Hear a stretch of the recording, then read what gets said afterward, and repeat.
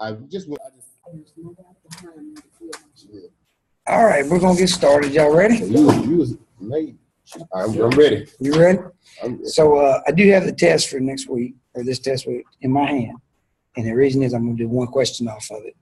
But this test goes from knowledge based to application based, and I'll give y'all an example as we go. That way you'll know and understand. So here's the philosophy: is just so I'm clear, so everybody understands. I had a few questions about this. Mm-hmm. The lectures are for us to learn and apply through our discussion questions, the form for the online students, and for our paper. The tests are to ensure that you're reading the material. You're supposed to read the material. There's no way we can go over everything, so you got to read the material. So that's what the tests really get after. So this is where it gets to not trick questions, but they're going to be application based. So you can't now just be looking for a definition. So what you got to do is read the chapters before you take the test. It'll be easier to find, because that way when you just see that one keyword and you try to make it match, you're going to go, oh, man. Because then you're going to say, I missed it. And then you're going to email me, because this happens every semester. And you say, see, this is what it was. And then I'm going to say, read chapter so-and-so, and then you'll understand. Okay, so it's application-based, not knowledge-based, most of the questions. Okay. But I'm going to go over them a little bit, and then we'll go over this. So this is the fun part. This is, we're in these 3 chapters. I really like these 3 chapters. I like all the chapters, but these 3 are my favorite right here. Because we're talking about strategic planning and having meetings and that kind of stuff. This is kind of stuff that I do, that I like to do. So this is where we're at. So chapter 7. All right, it's about decision making, okay? So decision making. Hey, Thomas, can you see the slides? Yes, I can. Okay, good deal.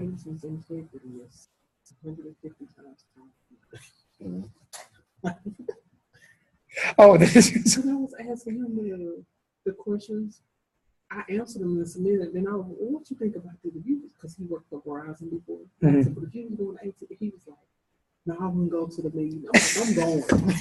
Well, I think your integrity is so much higher than mine. Like, oh my God. Thomas, in case you didn't hear that, she's talking about the discussion questions and the integrity of it, and her husband's being higher. So about half the people say every semester, and it was no different this semester, they'd go to the meeting and have reasons why, and about half wouldn't go, and they have reasons why. So it's interesting. This is why I get to learn, and I get to see these things, and it's pretty cool to see and do, to read everybody's response and why. They were all good. This class, this semester, I have 0 really big issues at all right now. By this time last semester, I had 2 or 3 people that just wasn't answering much, but we worked that out and got to it. But everybody's answering very well. And again, in those things, you can't have a wrong answer. You cannot answer it completely. You cannot use the book, and then that wouldn't be as many points. But you can't really have a wrong answer. So if you say no, yes, I got it. Your way of handling business. We just want you to have some thought about that and apply what we got. So decision making. Here's out of the book, and I define decision making. I don't know if it's exactly out of the book. I mean, like all these slides, I didn't take the book slides because these chapters I like, and I pulled out some things from the book. But I mean, I just wrote all these myself. But I'm pretty sure that sounds awful smart right there. So it might be out of the book. But decision making is the process by which managers respond to opportunities and threats by analyzing options and making determinations about specific organizational goals and course of actions. So we all know what a decision is, but in this context, we're going to talk about is, as a manager, the deliberate process that you make, right?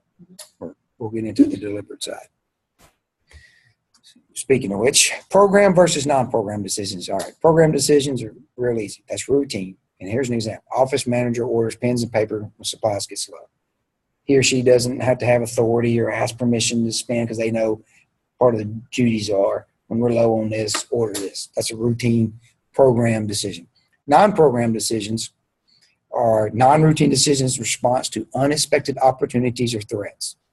An example is an investment into a new technology. In your business, you're going to invest into new technology. That's not something that you planned on or anything else per se.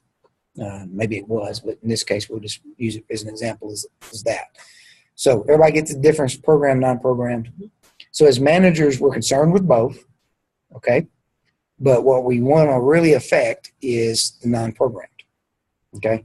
So when you show up in an organization, managers often make this mistake, and I think the first class y'all kind of mentioned this, the new guy with the tie on or slick over here comes into the company, he's been there a while, but he's got the manager position because of degree and he's middle manager.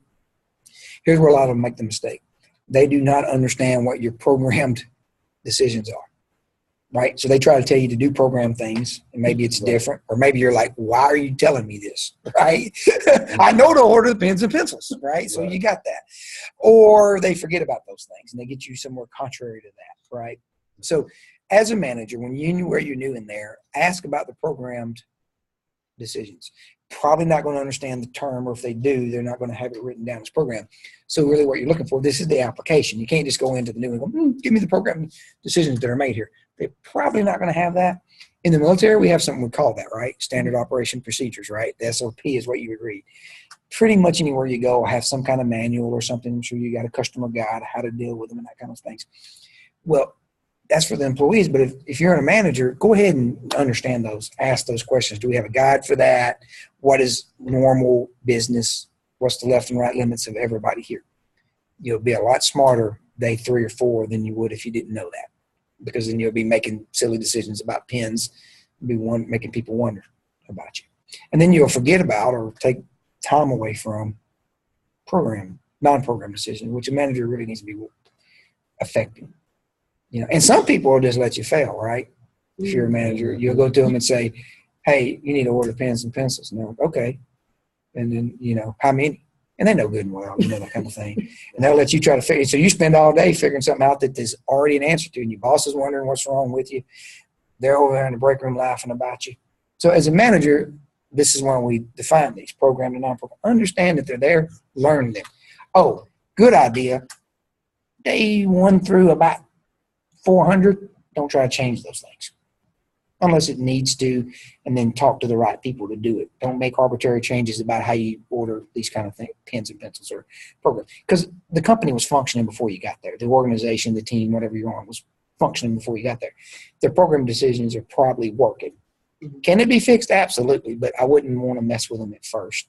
I would be looking and seeking out non-program stuff. Does that make sense? Mm-hmm. So that's why we define 2 very simple terms. So, all right, classical decision making. It's based on perspective. It specifies how decisions should be made. It assumes managers have all the information they need to make the optimal decision.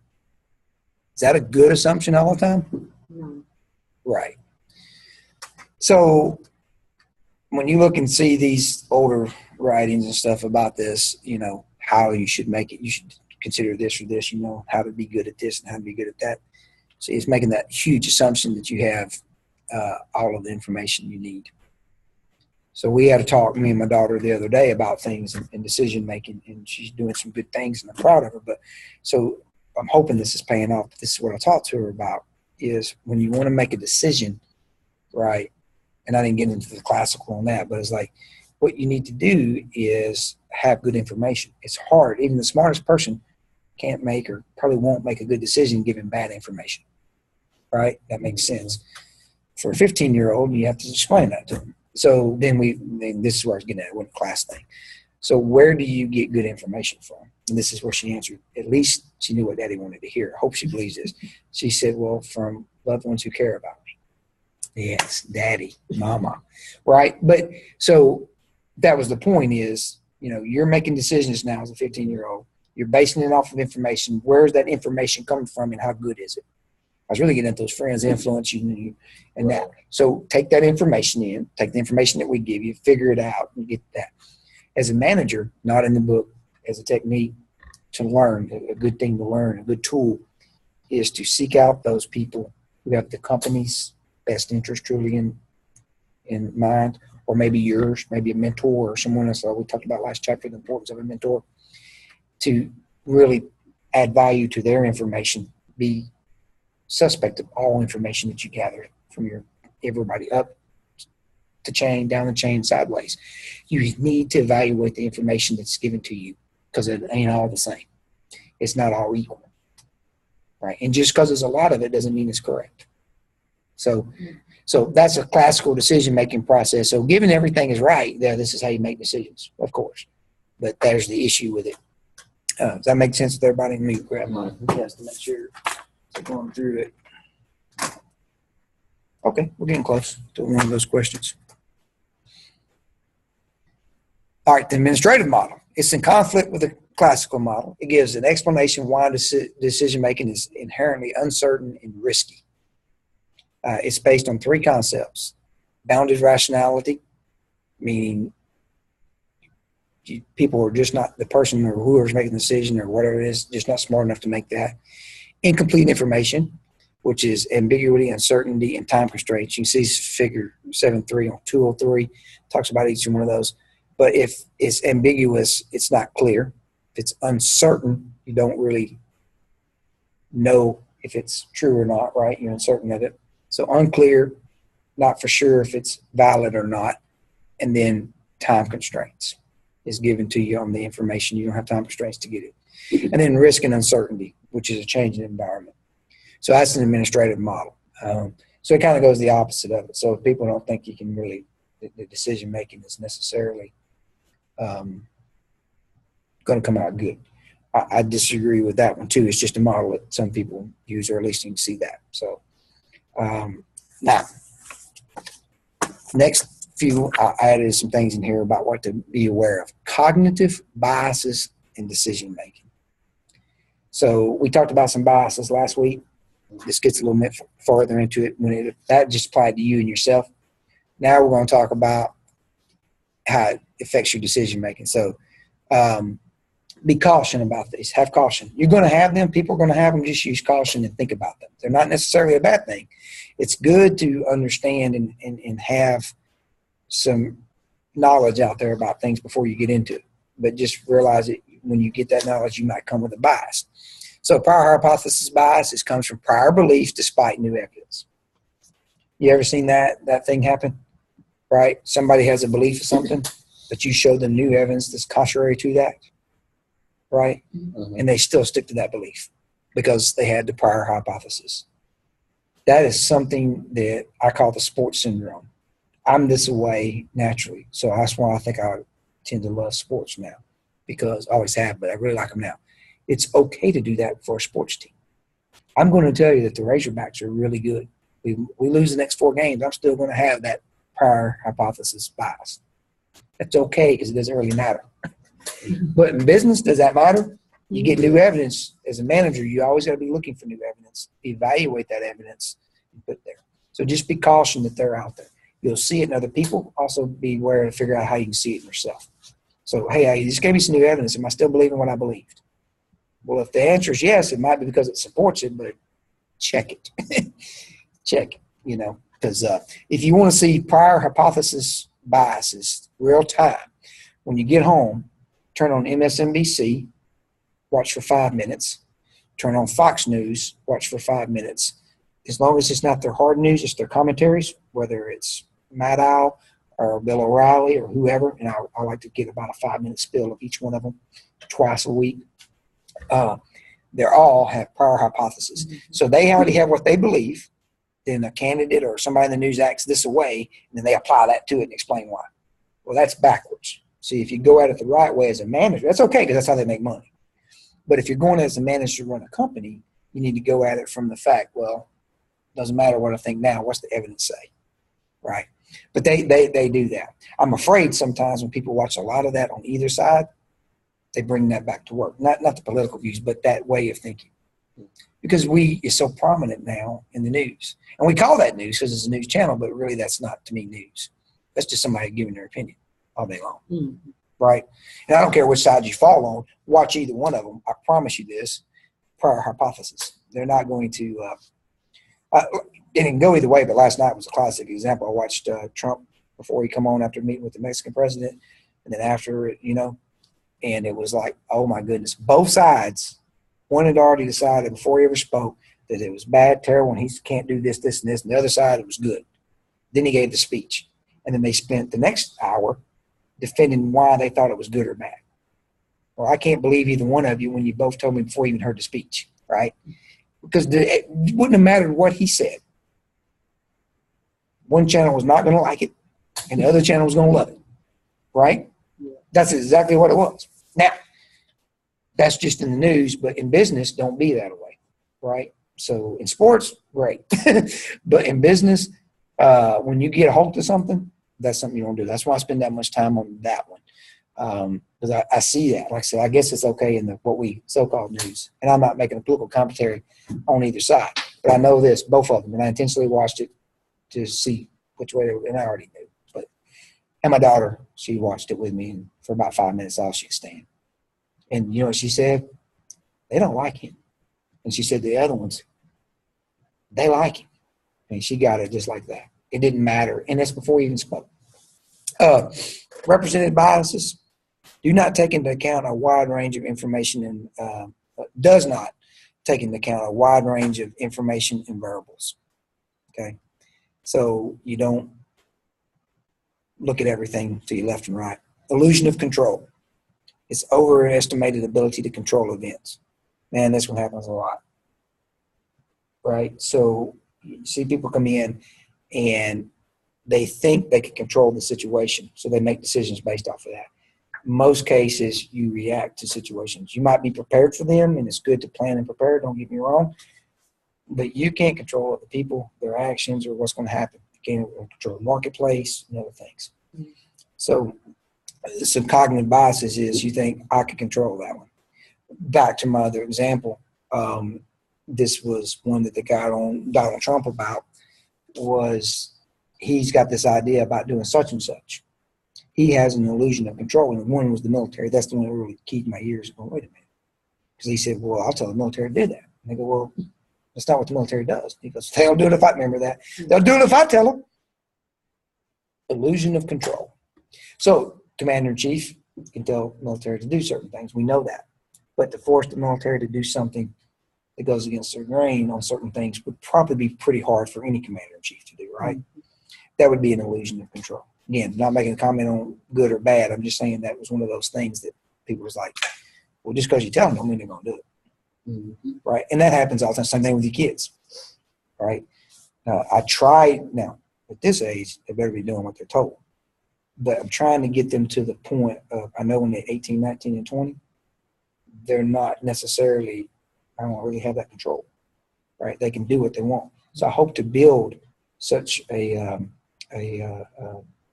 demeanor of theirs that, one, respect for authority, respect for parents, respect for the Lord, the Bible, that kind of thing, that they run all their decisions through that and they can see that. Otherwise, you know, if I just do it out of fear and discipline, one day, 18, 20, whenever they decide they don't need more of my money and they can make their own, then they'll make their own decisions. Right? And we've seen that before. People, you know, you can really control them to an extent. So I'm hoping that that we make right decisions and teach them that way. Now, meanwhile, no excuses. They're living under my roof. They're going to do what I say. Yeah, and I explain that to them because they come home all the time with these bad ideas. Thinking they have a decision, they have a say in this decision. Well, no, ma'am, no, sir, you don't. I get to control these things. But we want to talk about the decision-making process with them. At least I do with them. At least I hope it's working. Probably everything my wife is saying will be remembered. and then they'll forget about daddy on that. That's it. Then escalating commitment. Not being able to let go of a failing course of action. Ever seen that one? Good money after bad. You know, we realize it's not going to work, but man, do we keep chasing it just because we've already started and went this far? Work with the government very long, you'll see that a lot. You know, it's escalating commitment. So be aware of those. So these are some things just to be aware of as a manager that you're going to see. And again, they won't be portrayed as oh, this is a prior hypothesis biases. No one understands the concept, so when you see it, you can understand it and those things as we go. Group decision making, that's bad, so I put it in red. This is a real phenomenon that we experience all the time. So groupthink. Faulty and biased decision making when group members strive for agreement at the expense of effectiveness. We've seen this all over. You ever been part of one of those things? Getting a group together? Mm-hmm. And it's like the first guy speaks up and says, let's do this, or this is the way it should be. And I'm like, yeah, okay. Or because, you know, I've been guilty of that. I've been in those groups. I don't want everybody to talk, so yeah, we'll go with that. I don't think that's right, but let's go with it. Right? We got to get something done. Or because of pure laziness that happens for groupthink, or because that particular person has some kind of influence, is an informal leader of some sort. There's a lot of reasons why that can happen, right? So I've been part of that or seen that at least at some point. Both, yeah. Is this all like kind of like for the jurors? Jury, exactly. This is where they studied it at, this group thing. Okay. So you had 1 or 2 people hold out, and our system says 1 or 2 can, and they don't get convicted.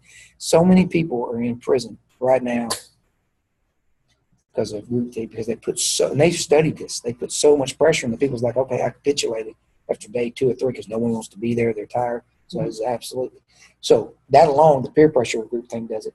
Also, they realize if you get someone on the jury that is going to be vocal, then they just lead that whole group down that road because they don't want to speak up and say, oh, I thought different, right?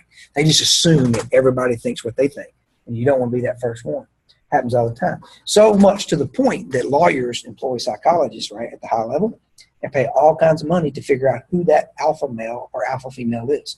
And then and their views are going to align with what we want them to align with because they know that group thing's going to happen. So that's really what they look at. So when they do jury selection, they go through all of that mess. They ask you all those silly questions, and they're trying to get this and that. They're not worried about the skin color. They're not worried about male or female. There's some, statistics that you can look at.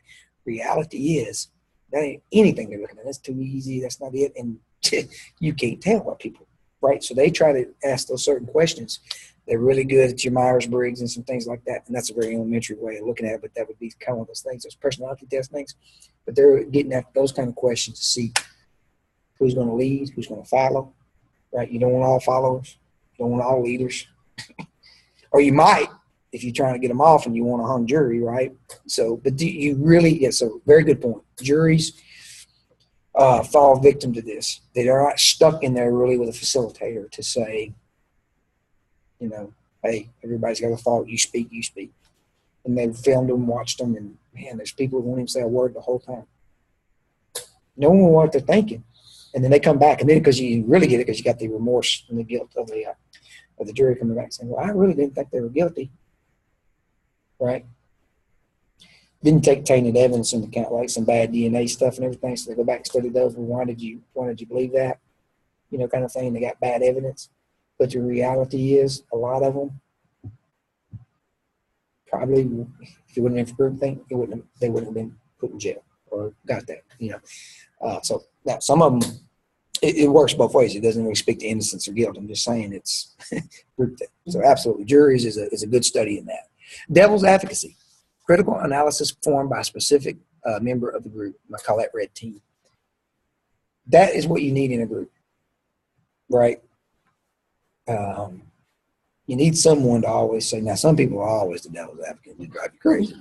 Why you don't get to be the devil's advocate? That's what you do all the time. You quit. But when you're looking at making a decision, it's always really good to get a second opinion, right? And look at it from find someone, have some thick skin, someone you trust or like. I run these things by. I got a few trusted people in my life when making decisions that I always run things by. One of them being my wife. I run these things by folks at work. I got people the same thing. Call them up. Hey, I'm thinking about making this decision. Man, they've talked me off some stupid things before. They seem really smart. So it's a good one to know, understand, and try to utilize. If you don't see it as a manager, put it out there. So it's how you get away from your group thing. So if you see it happening, interject yourself in the group and say, hey, what about this? And maybe you have to be clear. That's not my position. But if I thought of it, even though I don't believe it, it's the least valid, right? If it popped in my head, it could pop into somebody else's. So what about A, B, and C? I always ask. It's good. Dialectical inquiry compares to the courses of actions from two different groups. Okay, I don't like this one. Here's what we always do, though. And people love this. And I'm sure it works in some cases, but man, the way I'm wired, it doesn't work.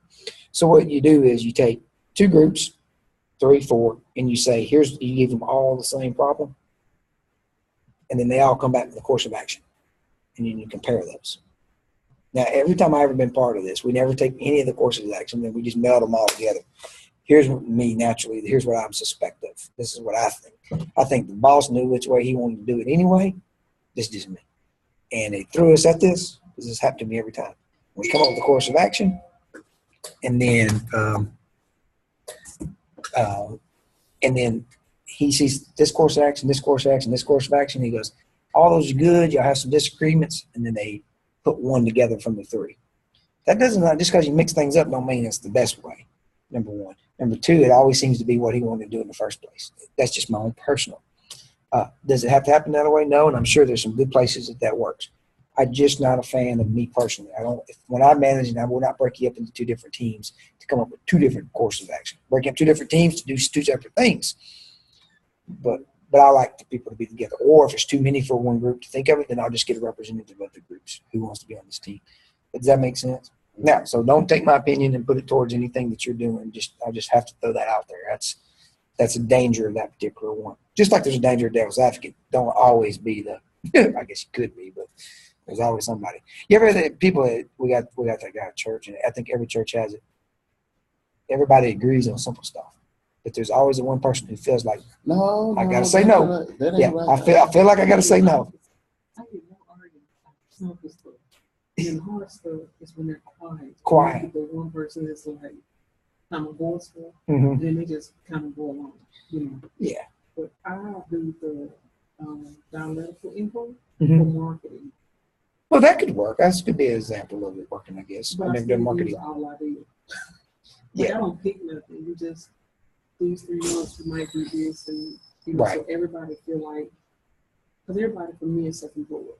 Uh-huh. You work here, but you make your own money. Right. But we're still one. So I will do the group thing just so I can't mastermind everything. No, I don't have all the answers, but if it's something we've been doing, it helps me freshen right. the idea pot. Yeah. And if you have the ability, like in marketing, to evaluate your results, then it can be very helpful. So that's a good point. I'm glad you brought that up. So I was wondering where this would work. That would work there. My line of work, it's either it didn't work or you didn't, right? We'll evaluate it, but it's too late. It's done. In a dynamic environment, like in marketing for that kind of stuff, yeah, it's probably good too. So that makes sense to me. Organizational learning and creativity. So y'all been part of this brainstorming? Okay. So brainstorming is everything on the table, shout out ideas and thoughts. Did that today for a minute with my church folks who had to take a step back in our strategic planning. So I was like, what do you want to do? And they all started writing because we had that little bit of quiet time of they couldn't get to their goals, right? So brainstorming works. It's good to kick a meeting off. It's also good as a group leader to understand when you cut it off. So 20 minutes, 30 minutes, whatever it feels right, an hour, I don't know. But then you always got that person that says something that's just, probably might be crazy. And somebody says, man, that's crazy. You got to shut that one down too, right? Everything is fair game. You don't have to act on it. You just should be able to say it, because then what happens is the group thing kicks in. So if you scold someone for saying something stupid, the next person ain't going to say their ideas much, right? Mm-hmm. Then you'll see all the ideas going to look alike. So you just got to let them go and don't think, The nominal group technique is written down ideas shared with group and ranked ordered by group. That makes sense? Write down your ideas. They turn them in. We all read them out. And then we rank order those. Never really done that one. But I guess it's a technique. And then the Delphi technique. Not done face-to-face, but instead through written correspondence, responding to a question. I've had bosses do this to me. And I didn't like it either. I'm just a picky guy, I guess. But I'm sure it works in a lot of cases. This Delphi technique is much like the form that we do for the questions for the online students. We're not face-to-face. I'll write a question, and then everybody answers it. We get everybody's dialogue. So you want to read some good ethical dilemmas, go back and read the form. Y'all can read that, right? Read what people wrote. And this last question is always the most interesting one. With the ethical dilemmas they faced, it's pretty cool. So they write all their stuff that they've had in their life, or a time that they've had in that, not all their stuff, but a time they had an ethical dilemma. So that's the Delphi technique. I think it probably works in education. It probably works in business if you do it correctly, but I've been a part of that. So the boss sends out something and he wants to hear everybody's things. I'm more of a talker than I'm a writer, so it just kind of frustrates me. I'm like, man, I got to type down all this. Let me just come see you. He's like, nope, one in the group for everybody to see. So you read everybody's response and that kind of thing. So, Because when people read things and write, mhm. they tend to read them with an attitude or out of context, like text messages, Mhm. and That's a good they point. blow it out of proportion. And if I write it, you can read between the lines all day long Yep. and make it. But if I say it, I get to manipulate what I say. Yeah. My fluctuation. I didn't mean that. What I said was. And you get immediate feedback. Yeah, I hate putting it out there and not getting feedback. So that's a very good point. But these things are about learning for your organization and creativity. How do you inspire that? I didn't start that off that, and I should have. So the things you do is brainstorm. I'm sure you've done that in your business. You just mentioned some of those when get people together. The nominal group, and then of course the Delphi. And in the class it works because that's what we're doing. We present a question, and much like you discuss questions and stuff. But where we're really getting at, you apply what it is you've learned and your experience, and where do those meet together. All right, that's that chapter. Any questions? Chapter 7. Got 2 more to go. Chapter 8.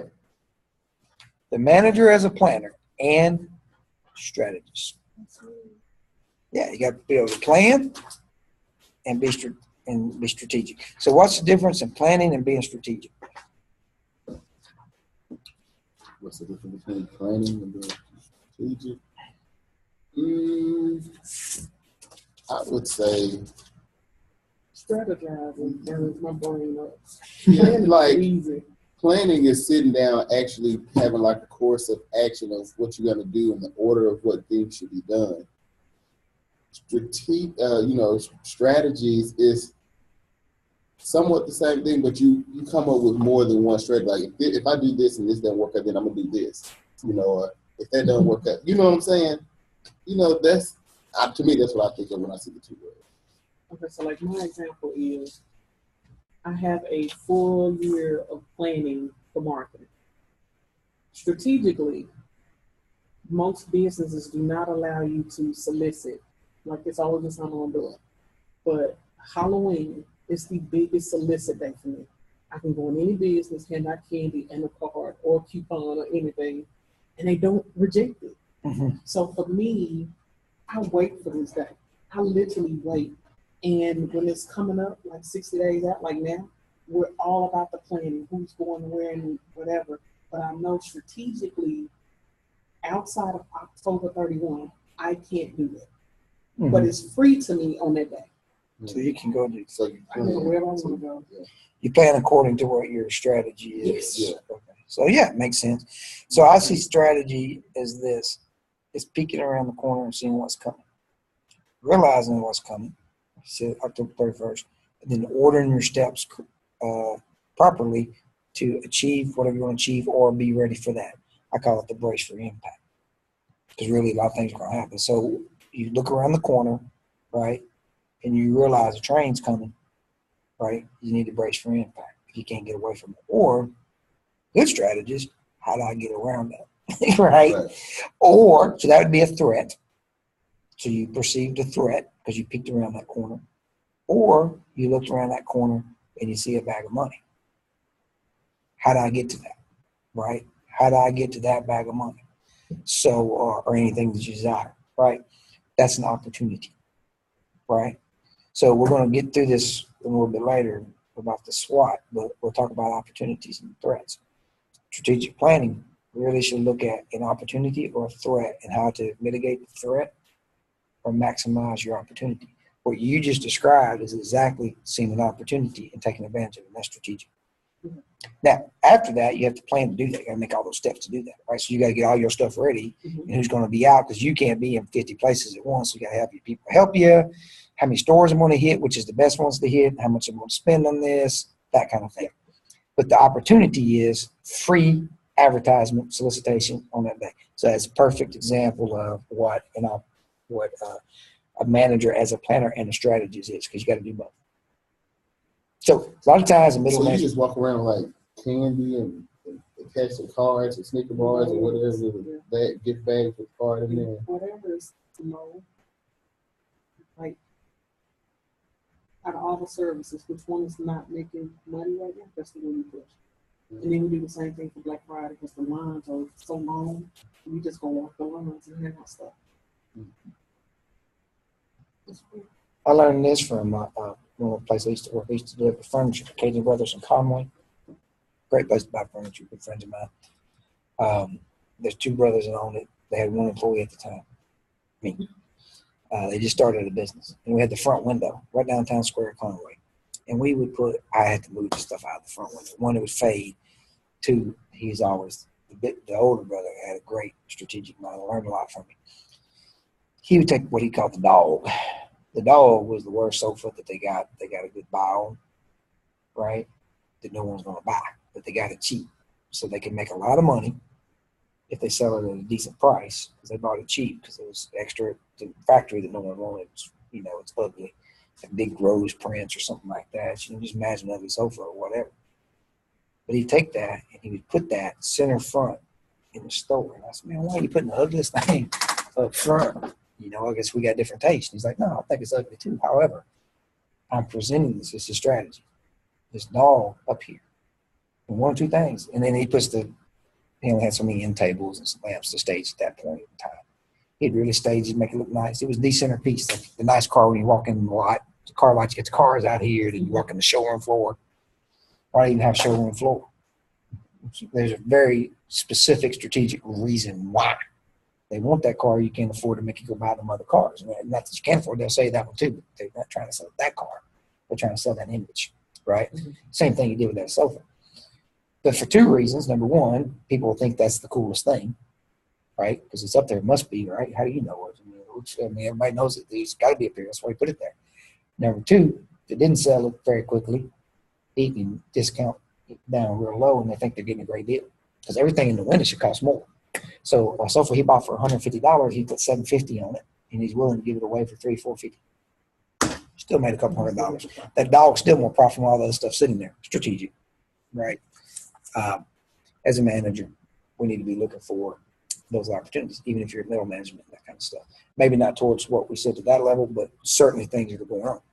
So your plan should have a reason. Here's some need to know terms. Planning. Planning is identifying and selecting appropriate goals and courses of actions. I mean, it's just identifying and selecting appropriate goals. That's just making a plan. What goals am I going to try to accomplish and what course of action am I going to use?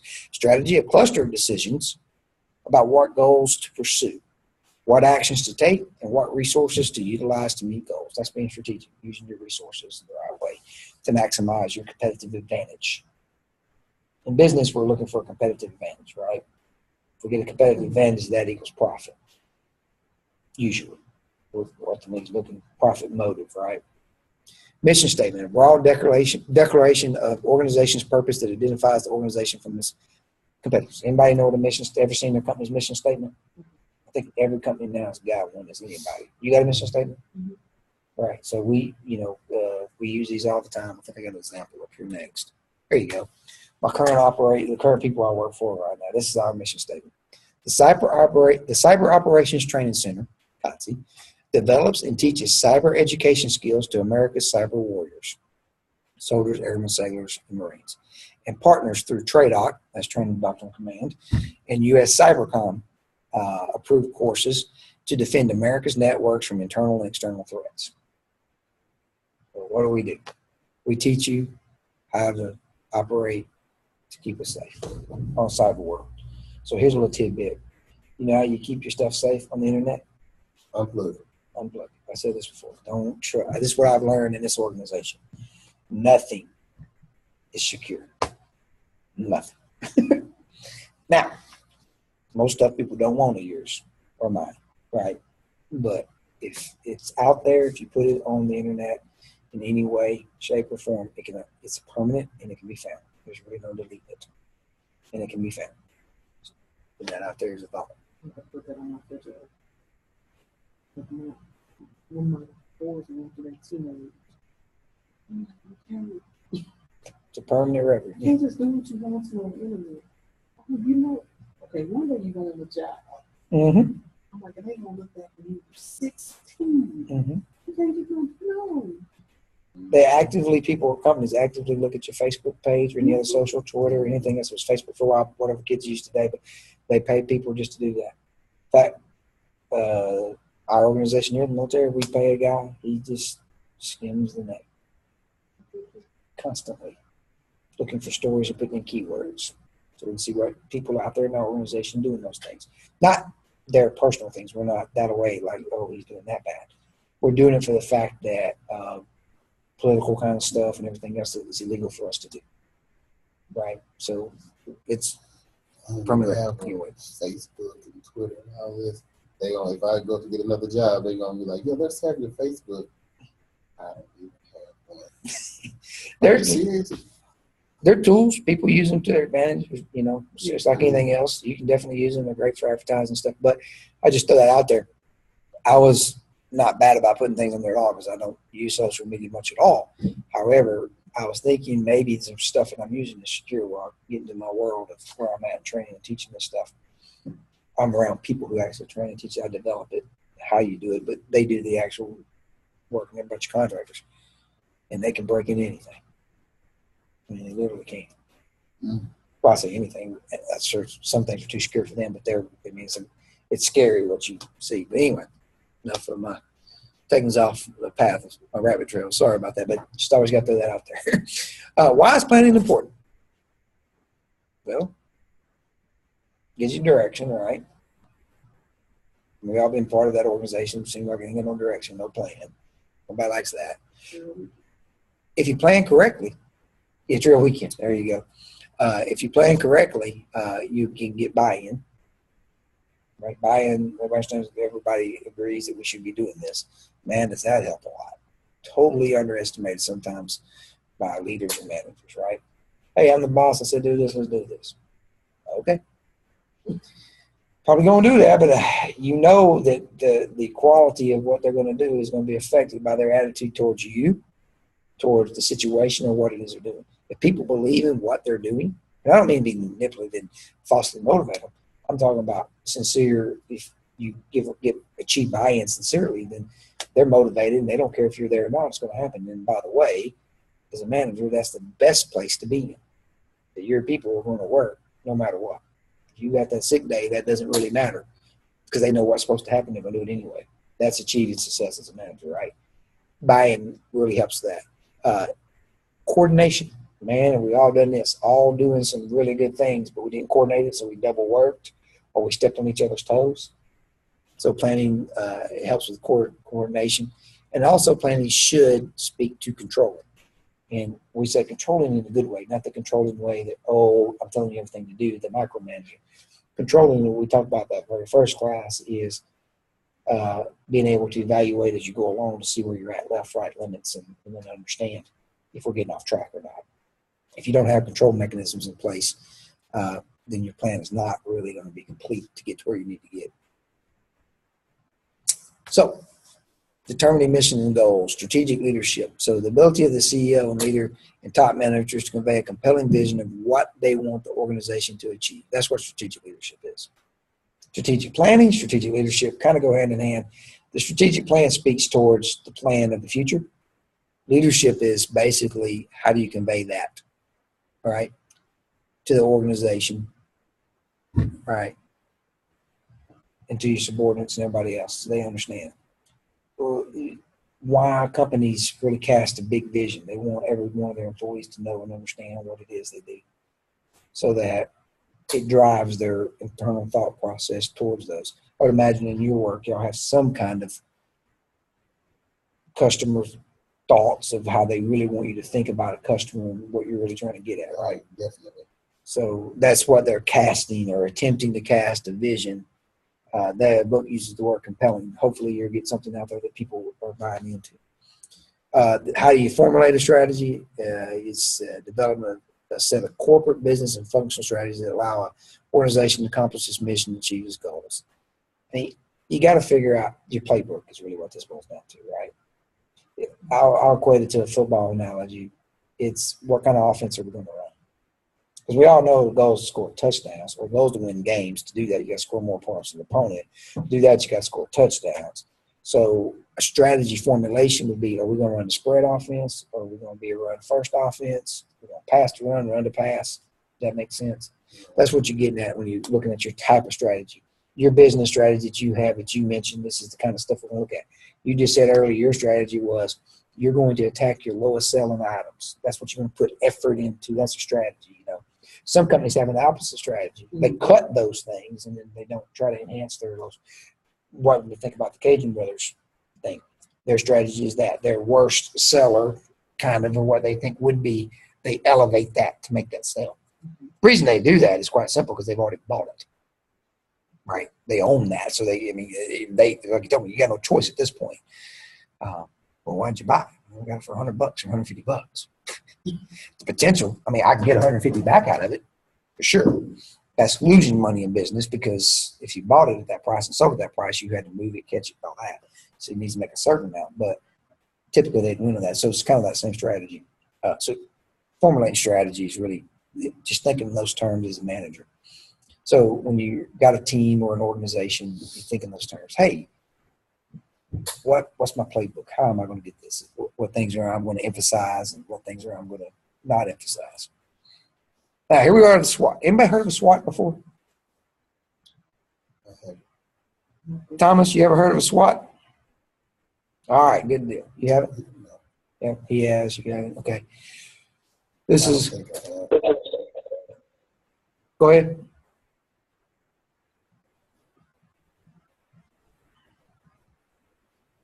Yeah. Having speaker problems, but okay. So strengths, weaknesses, opportunities, and threats. This is how you look at everything when you formulate a strategy, you know, or you should. You probably naturally do it to an extent, but you should formalize it this way. This really, really, really works. So strengths are what's internal to you. The weaknesses are internal. Opportunities and threats are external. Part of your paper is whatever organization you're doing, you're going to analyze these 4 things. Remember, though, don't give me strengths that are external and threats that are internal, because then you got them all, right? That'd be a key part of your paper. One reason you want to turn in a draft with the SWOT developed is so I can help you with that portion of it. In case you missed the concept, I'll say, well, I think you might want to relook that. So when I say internal, so what's the strength of a company that's internal or a weakness? The strength of the company could be It's assets or Employees, yeah. employees. Assets, right. Things that you control is internal. Good leadership would be a strength. Poor leadership would be a weakness, but those are internal. Right? You want to identify them, though. So when you do a SWOT on your organization, right, or whatever you got, you want to look at do I have strong leadership? Do I not? Right? What's here that we have? Good building, good location, things like that are all things that you already have that are internal to your organization that you relatively within reason control are internal.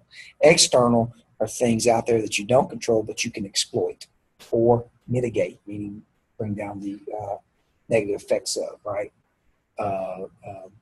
So those are the things. So an opportunity, give me an opportunity for a business.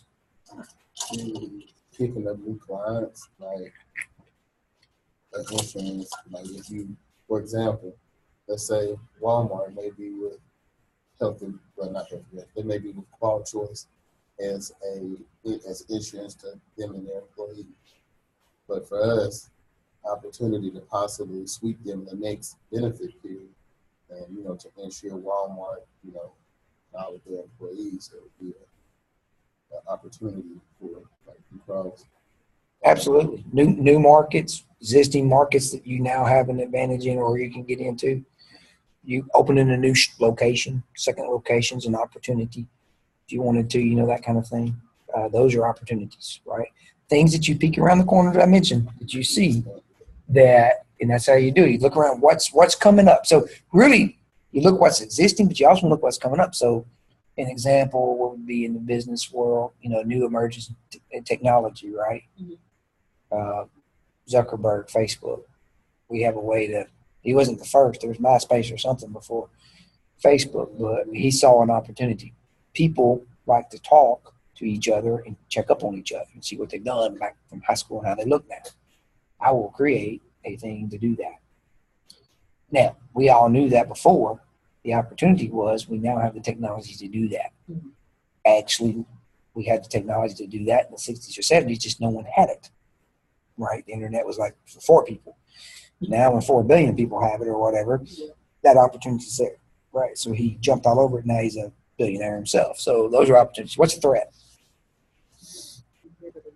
Competitors are definitely a threat. New competitors entering the market, shrinking, declining market, changing economy, changing social values and stuff. I mentioned the threat, the first right off the bat when you said you had a massage parlor business and massage therapy in Palmetto. Industry people not acting right in your industry will cause you a threat. They can damage your, not you person's name, but the industry's name as a whole, right? So that could be a threat out there that you're looking to see, and how do you make sure that, you know, you're not getting damaged by whatever threat's coming at you. In the insurance world, there's plenty of those out there. You got to see them, you know. So that's like for businesses. Would the stock market be in that threat since it's uncertain? It's external and uncertain, and if it did directly affect you, it could be. It depends on how it is. I mean, depends on what your business is. Yeah, but or would it be opportunity? Well, it depends on how you defined it and what you were looking to do, right? I would just. It can go both ways. You know, more like it's uncertain. Right, So, it's uncertain. I mean, would Yeah. it make it more of a threat or more of an opportunity? Well, it depends on what your action plan is to answer that question. So if I'm going to exploit it to get something out of it, then it goes into opportunity. If I'm trying to mitigate the effects of it, right? So if it's the stock market is going up, right, and people are making more money, that means they have more money to spend on pleasure items. I can add to my pleasure items. That's an opportunity, right? But if it's affecting you negatively, or you want to negate the effects of it, right, then you'd have to put it in the threat. So it's not necessarily which way you perceive it; it's what your actions are determine which way it goes. But you do need to. And typically they say you can't have it in both, and you can't. You see it as one or the other, right? So new competitors are easy, but an emerging market or an emerging technology, well, it could be a threat or it could be an opportunity if I wanted to get into that. An example would be typewriters. Used to have a bunch of them, and a company made a bunch of typewriters. But a lot of them went out of business because they didn't get into keyboard. They didn't see so for IBM, right, business machines, it was an opportunity, and for many companies, it was a threat. IBM saw it as an opportunity and made machines, put their keyboards on machines, the new things they were doing. She had to have an interface with them, and that was with keyboard. Other companies saw it as a threat and tried to make their typewriters better typewriters.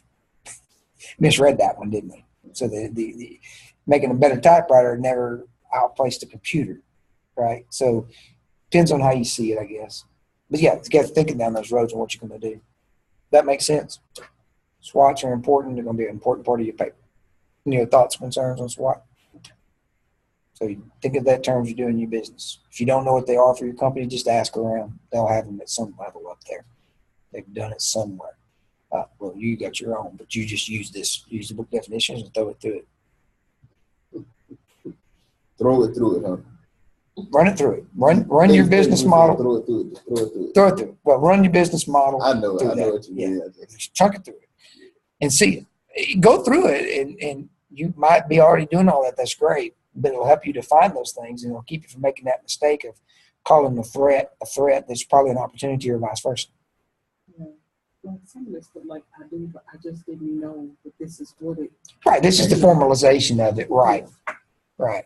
So just catching the concepts. That's why it's the principle side. Catching these principles makes sense, and like I said, should be 80 to 90% of it you're already doing. There's going to be 10 or 20% you might not see we're done. Was not put the word to it. I'm not saying I'm smart, but we have a little thing. Yeah, do a SWOT. This time we're gonna do a SWOT, isn't it? What? We kicking in those? You got the SWOT food? I remember the first time I heard it too, because the general coming out and she said, General, she's like, "You doing a SWOT on that?" And she did it just like that in the meeting. Like she was sitting right over here. It was the other building, but same setup. And we're like, okay. And everybody you see is taking that note. And we all looking around, nobody saying nothing. Because You know, so he was brave enough to go, hey, man, what's the SWOT? We didn't know what it was. So we all wrote it down, and she went on, and I knew she probably knew. We didn't know what daggone thing about it. We walked out of the meeting. Everyone's, what's a SWOT? So we're Googling it. And we get it down. We're like, oh, we got that now. We do that. But she had formalized it in those terms, and we didn't know the terms, and we weren't going to ask the general. So we went back to her and acted like we knew what we was talking about. So exactly what is a SWOT? Yeah, so what do you mean? Like, We should have seen us Googling it. We was Googling SWAT, SWOP, SWAP. I mean, we heard her say it, and we all said, what do they mean? And finally we got to the SWOT. But then we messed it up because we didn't know the difference between internal and external. We just figured out what it was. So we made our strengths things that were external. I mean, anyway, we had some work to do. Ask questions is what you should do. We should have been brave. So saved us a lot of work. So the 5 forces model, this is relating to when you get into a business. Did you study these at all when you got into your business? No. So I'm sure it was implied. Implied, yeah. It was probably implied. Did you get a loan to start your business? No. Okay, so then that's one reason you didn't even have to. So the bank's not going to say, what's your 5 forces model? But these are the questions that they're asking if you're going to borrow their money to get into business, right? Don't have to be done, but if somebody's fixing to loan you money, they got to protect their investment. They're going to know who else is doing it, rivalry out there, right? How good are they? Or they got a corner of the market, and can you compete with them? Potential for entry into new industry, right? So how easy is it to get into? So like all of a sudden this new thing comes out, right? And everybody wants to do it, and somebody's making money. But if everybody can do it, it's fixing to dilute the market. So, right. So how easy is it? What's the potential for entry into new industry? How easy it is for competitors to jump in? Power of large supplies. So can I get enough of what I need? You got a grand idea. Again, watch Shark Tank, right? These are the things. This is Shark Tank. This is things that they're really getting after, right, and asking you. So they really get that spot. Where do you get stuff from, right? How much do you get? Right? Don't they get that, right? So who controls that? Here's what they're thinking. 2 things. Number one, if you ain't got a handle on that, you're probably not going to do good. If you got a handle on it, they want to control that. See, they want to control the supply. Really what you want to do. Rockefeller made his money off of controlling the supply. He didn't have to have all the oil. He bought train tracks. When he was moving oil back then, he had to move it that way, right? So he controlled the supply. Then he got to buy up all the oil fields, so he got to buy them all out, right? That's how that works. So is there enough supplies? Is there enough the power of large customers? Is there enough customer base out there? It's a great idea, but this is a niche. You see them all the time on Shark Tank. Yeah, but you're going to make some money off of this, but I'm not going to invest in you because there's like 10% of the population that's going to do this. Right? Is there a niche, or is it like large, like working out? Man, working out is awesome because you can sell working out to people, gyms, right? Because, everybody starts that and pays money and they don't finish, but they might finish. They got to start again in January. Start again, right? So there's a lot of customers out there for that, right? And there's plenty of supplies for that, right? The problem with it is people don't, banks ain't gonna have to give you money for it, is because everybody's getting into it, right? A lot of rivalries, and anybody can do it. If you give me money, I can have a gym. All right? Not taking it down any. Restaurants the same way. So the bank say, I want $100,000 warehouse, they're going to laugh at you to open a restaurant. Right? Because there's people got to eat. It's large customers, plenty of supplies. But there's so doggone many rivalries and so many people getting into it. It's one of the most failed businesses out there. Mm-hmm. Gyms fall the same way. About that today. You said what is it? Gyms, gymnasiums and stuff. There's a lot of them make a lot of money. A lot of restaurants do. It's like a nail shop every 2 blocks. Nail shops are same way. And you would think it's saturated, but it's not. Mm-hmm. They're everywhere. I'm like, oh my God. And it's and it's so many. Yeah, I mean, it seems like the nail shop thing is just. You would think like, I would think that it's saturated, but they're always packed. It is. Every time. I mean, I don't go to them. My wife tried to go get my feet. I was like, man, I ain't into that. Get out of here with that. But every time you go into the mall, the nail shop is packed. Mm-hmm. Every time it's like one right there by my house, in the little shopping center, packed. They're everywhere, and they're all packed. They're all making money. But they do control the supplies. They control the supplies. They do. Here's the other thing they do, and they have a large amount of customers and the potential for industries in there. But if you look in there, and I'm only guessing, I don't know, but let me guess at this. When you look in there, though, who are the workers mainly? The Asians. Yeah. Right? So they have a natural competitive advantage that a lot of people don't have. They'll work for a whole lot less because they live on a lot less. When you're new to the country, you will work for less. True? Makes it real simple, right? So if I was a bank looking at this, and I was going to loan you money, and I'm not a bank, those are the kind of things. A lot of nail shops, I'm going to ask what your business plan is. And if you show me and you're going to be paying, because I'm going to ask us, what are you going to pay your employees? $15, $16, $17 an hour. Your process to make money is going to have to be really high. The employees, and I'm only guessing, I could be completely wrong. So if I am, I am. But I would imagine most of the people in there are going to be well below the minimum wage or at minimum wage or below. They get paid on commission. Yeah, they're on. And then the commission they make, they have all this money they have to Pay back, right. How they got here, where they stay in, because they stay in both. It Right. took them like 3 years to work their day out. Right. So then, right. So this is where I'm getting at with that. So they control, quite say it in here, but it controls the people that you can get to do the job. It's part of the subset of this, right? So how can I go get a bunch of people from Asia to work for me to do that? They have connections and inroads to do that. Mm-hmm. That's when I see those businesses. Same thing in the restaurant business when it comes to a Mexican restaurant or something else. That's what it is. I had a lady put it out to me just plain and simple. She was complaining because we walked over to her place after the Mexican restaurant was closing down. We was watching the game together with some buddies. And her prices were a lot higher. And she was mad that we went over there and ate. But they're cheaper here. And she hit it this way. Well, when their labor is a whole lot cheaper than my labor, then I'm hard to me to compete. Okay, I don't care. I'm going to go to the place that's cheap. You both got the same quality to me. I'm going to go to the cheap place. That was her complaint as a business owner. I don't know if it's a valid complaint. I mean, if she's right or wrong, it's valid though. She's not going to make as much money because she didn't have the inroads to get the labor like the other companies did. And most of them are all owned by a conglomerate, by the way. Right. You see a bunch of them, but I don't know about it. I would have guessed the same thing in the nail salons and stuff. But in the Mexican restaurants and stuff, that's why number 7 is number 7 in about 15 different types of restaurants, right? Spaghetti rice is in most of them. Really, it is. I mean, you go to Iowa, and I did. I went to Iowa and ordered the same thing. 1 or 2 main businesses own them, so they have the large ability to bring in folks, right? So when you get foreign labor on a green card, you can pay them a whole lot less, but you got to be able to rotate them out quickly because they don't only stay so long in work. So they rotate out too quickly too on that too. A lot of them come in cheap on the green card, and you can actually get around a lot of those things. So anyway, those are all those laws to look into it. So that's one reason they're there and where they're at. So those are the kind of things though to think about when getting into a business. So can I do the same thing they're doing? That's what the bank's going to ask. If you can't replicate what they're doing, you might not be able to be as profitable, right? I'm not putting it out any other way than just it's just the way it is, right?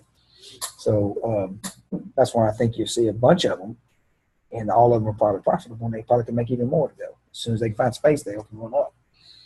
And my wife sure goes. So, well, twice a year, but it's a little more, but it's what it is. Threat of substitute products. Okay, so you're in a service industry, so you don't have to worry near as much, but you got to worry about that in some industries. If you're making a product, can they make something just like yours? That ain't yours, but it does the same thing. You got to think about that. Think of any examples out there.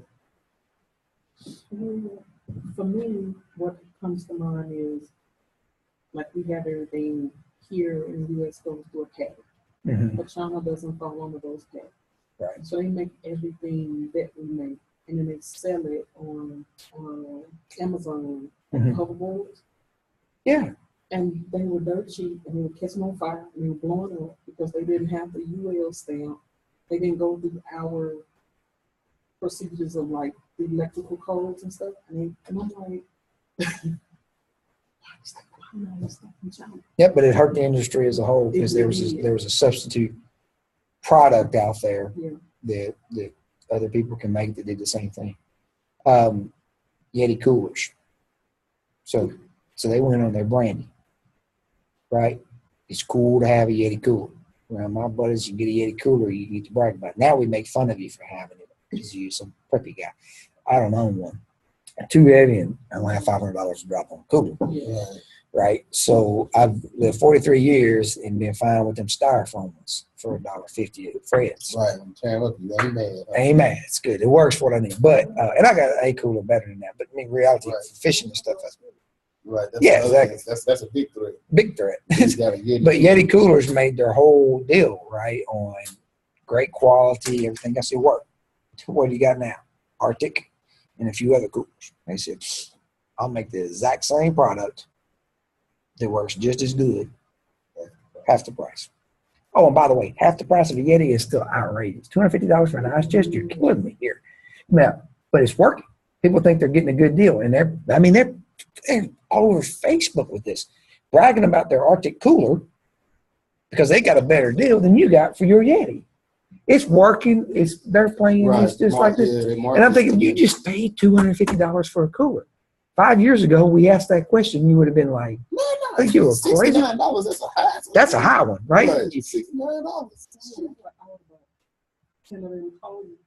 Yeah. Right. And my buddies got Yetis, and they're awesome. They're awesome coolers. Now I got buddies with Arctics. They're awesome coolers, and I would love to have one, but I'm not just going to go buy one. So Right. I have to, like, when I buy a new car, which has been a long time, they're giving out. Right now you used to get out TVs. They're giving out those coolers. My buddy got his. Yeah. Down the road. I'm like, what? If I ever get a new car, I ask for a Yeti cooler. So We'll close this deal with a Yeti cooler. well, Yeti cooler. So I can say I have one, but they didn't have that threat at the time, but now it is there. So you got the threat of substitute products. So we talked about the 5 forces. Everybody get it? Understand? Makes Mhm. sense. Yep. So now that you own your own business, is these things that you consider getting into the industry? I did a business plan, and when I took it into the bank, he actually read my thing, and I went fix. Like, he became the Architect of it. He really did. Mhm. He could have just denied me, but he was like, no, we need to fix this, and we need graphs. We don't need you to write out the numbers. We need graphs. Right. Yeah. We don't want to read it. We want to see it. Mhm. And when I was done, the amount that I wanted, they were like, there's not enough for us. So I'm like, I'll just use my own money. Right. And the reason he did that is because he gets a commission off of loaning you that, but it wouldn't I enough. don't need 100,000. Right. So I'll just need like 15. Yeah. Yeah. And you hear that all the time too in Shark Tank, right? So they'll ask for a certain amount, and they're like, well, why are you asking for that little of money? When you make this much, it's not worth me giving that to the time. And they're really what they're going through their mind. It's natural with them. They're going through the 5 forces model. So I would imagine if you went to them and said, I'm going to open up a gym or a nail salon, they were going to hit you on several of these things. And they're going to see, what do you do that's unique or different? Is this that you're going to do this? Because just because a whole bunch of other people are doing it, making money off it, doesn't mean that you can. That means they got a competitive advantage. That's why it's working. Right. So you have to figure out a way to break into that. So that's the way to look at that. Strategic planning order, according to me. Mission, vision, determine major goals, do your SWOT, consider the 5 forces model if applicable, if you're into that. If you're looking at starting something new or going into a new venture, and then formulate your strategy. Now, a lot of people would put vision first because vision is what you want to be, right? Me, I think you should determine what you're going to do, and then your vision. But now, if you're creating your own company, you're probably going to have your vision first, what you want to get at. If you're doing it within the confines of a already established organization, and you're not the top of it in creating it, you take your mission first. That's just me. Because your mission is what they hired you to do. So you consider it first, and then you create a vision, and then determine your major goals, and then you do your SWOT. This is like a mini business plan. Mm-hmm. So basically, it's where it came from. This is what I learned. So I didn't make this up. I got my name by the order of it. I've seen the order changed around 2 or 3 times. If you Google this for a business plan, you'll see it a little bit different here and there. All of them will be a little bit different in which order you want to go in. Had that conversation exhausting. It felt like an hour, but 10 minutes today. I was working with my church because the guy wanted to know why we were doing goals before we was doing strategic objectives. And, you could have done it either way. At that point in time where I assessed this, I thought we needed to do the goals. Heaven forbid they came up with the strategic objectives. The last time I met with them, we tried to do strategic objectives, they were working on goals. So they're just being difficult. The point is, it didn't really matter which one you come up with first, the card or the egg, chicken or the egg. If you develop them out the right way, they should support each other, what we call nesting. They should one support the other. So you don't have a goal that's different from what your mission statement says you're going to do. It doesn't lead you to something different. That's really what matters. Ways to expand internationally. This is a new book, good and worth talking about. You can do it by exporting your goods. Right? You can export your goods somewhere else. Sell it to foreign markets. We do that in America. They like a lot of our stuff. We do this too. You can import goods, right? And then sell that. We do that all the time. There's plenty of companies that make money, Amazon, off of selling other people's stuff. I imported it, and I'm going to sell it. Try to buy a knife today for hunting, fishing, or any kind of sporting knife, right? It'll have the name Browning or something on it, but about 5 companies make them out of China.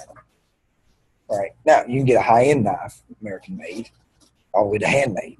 But look at most of those products that you have, they're going to be made in China. Right?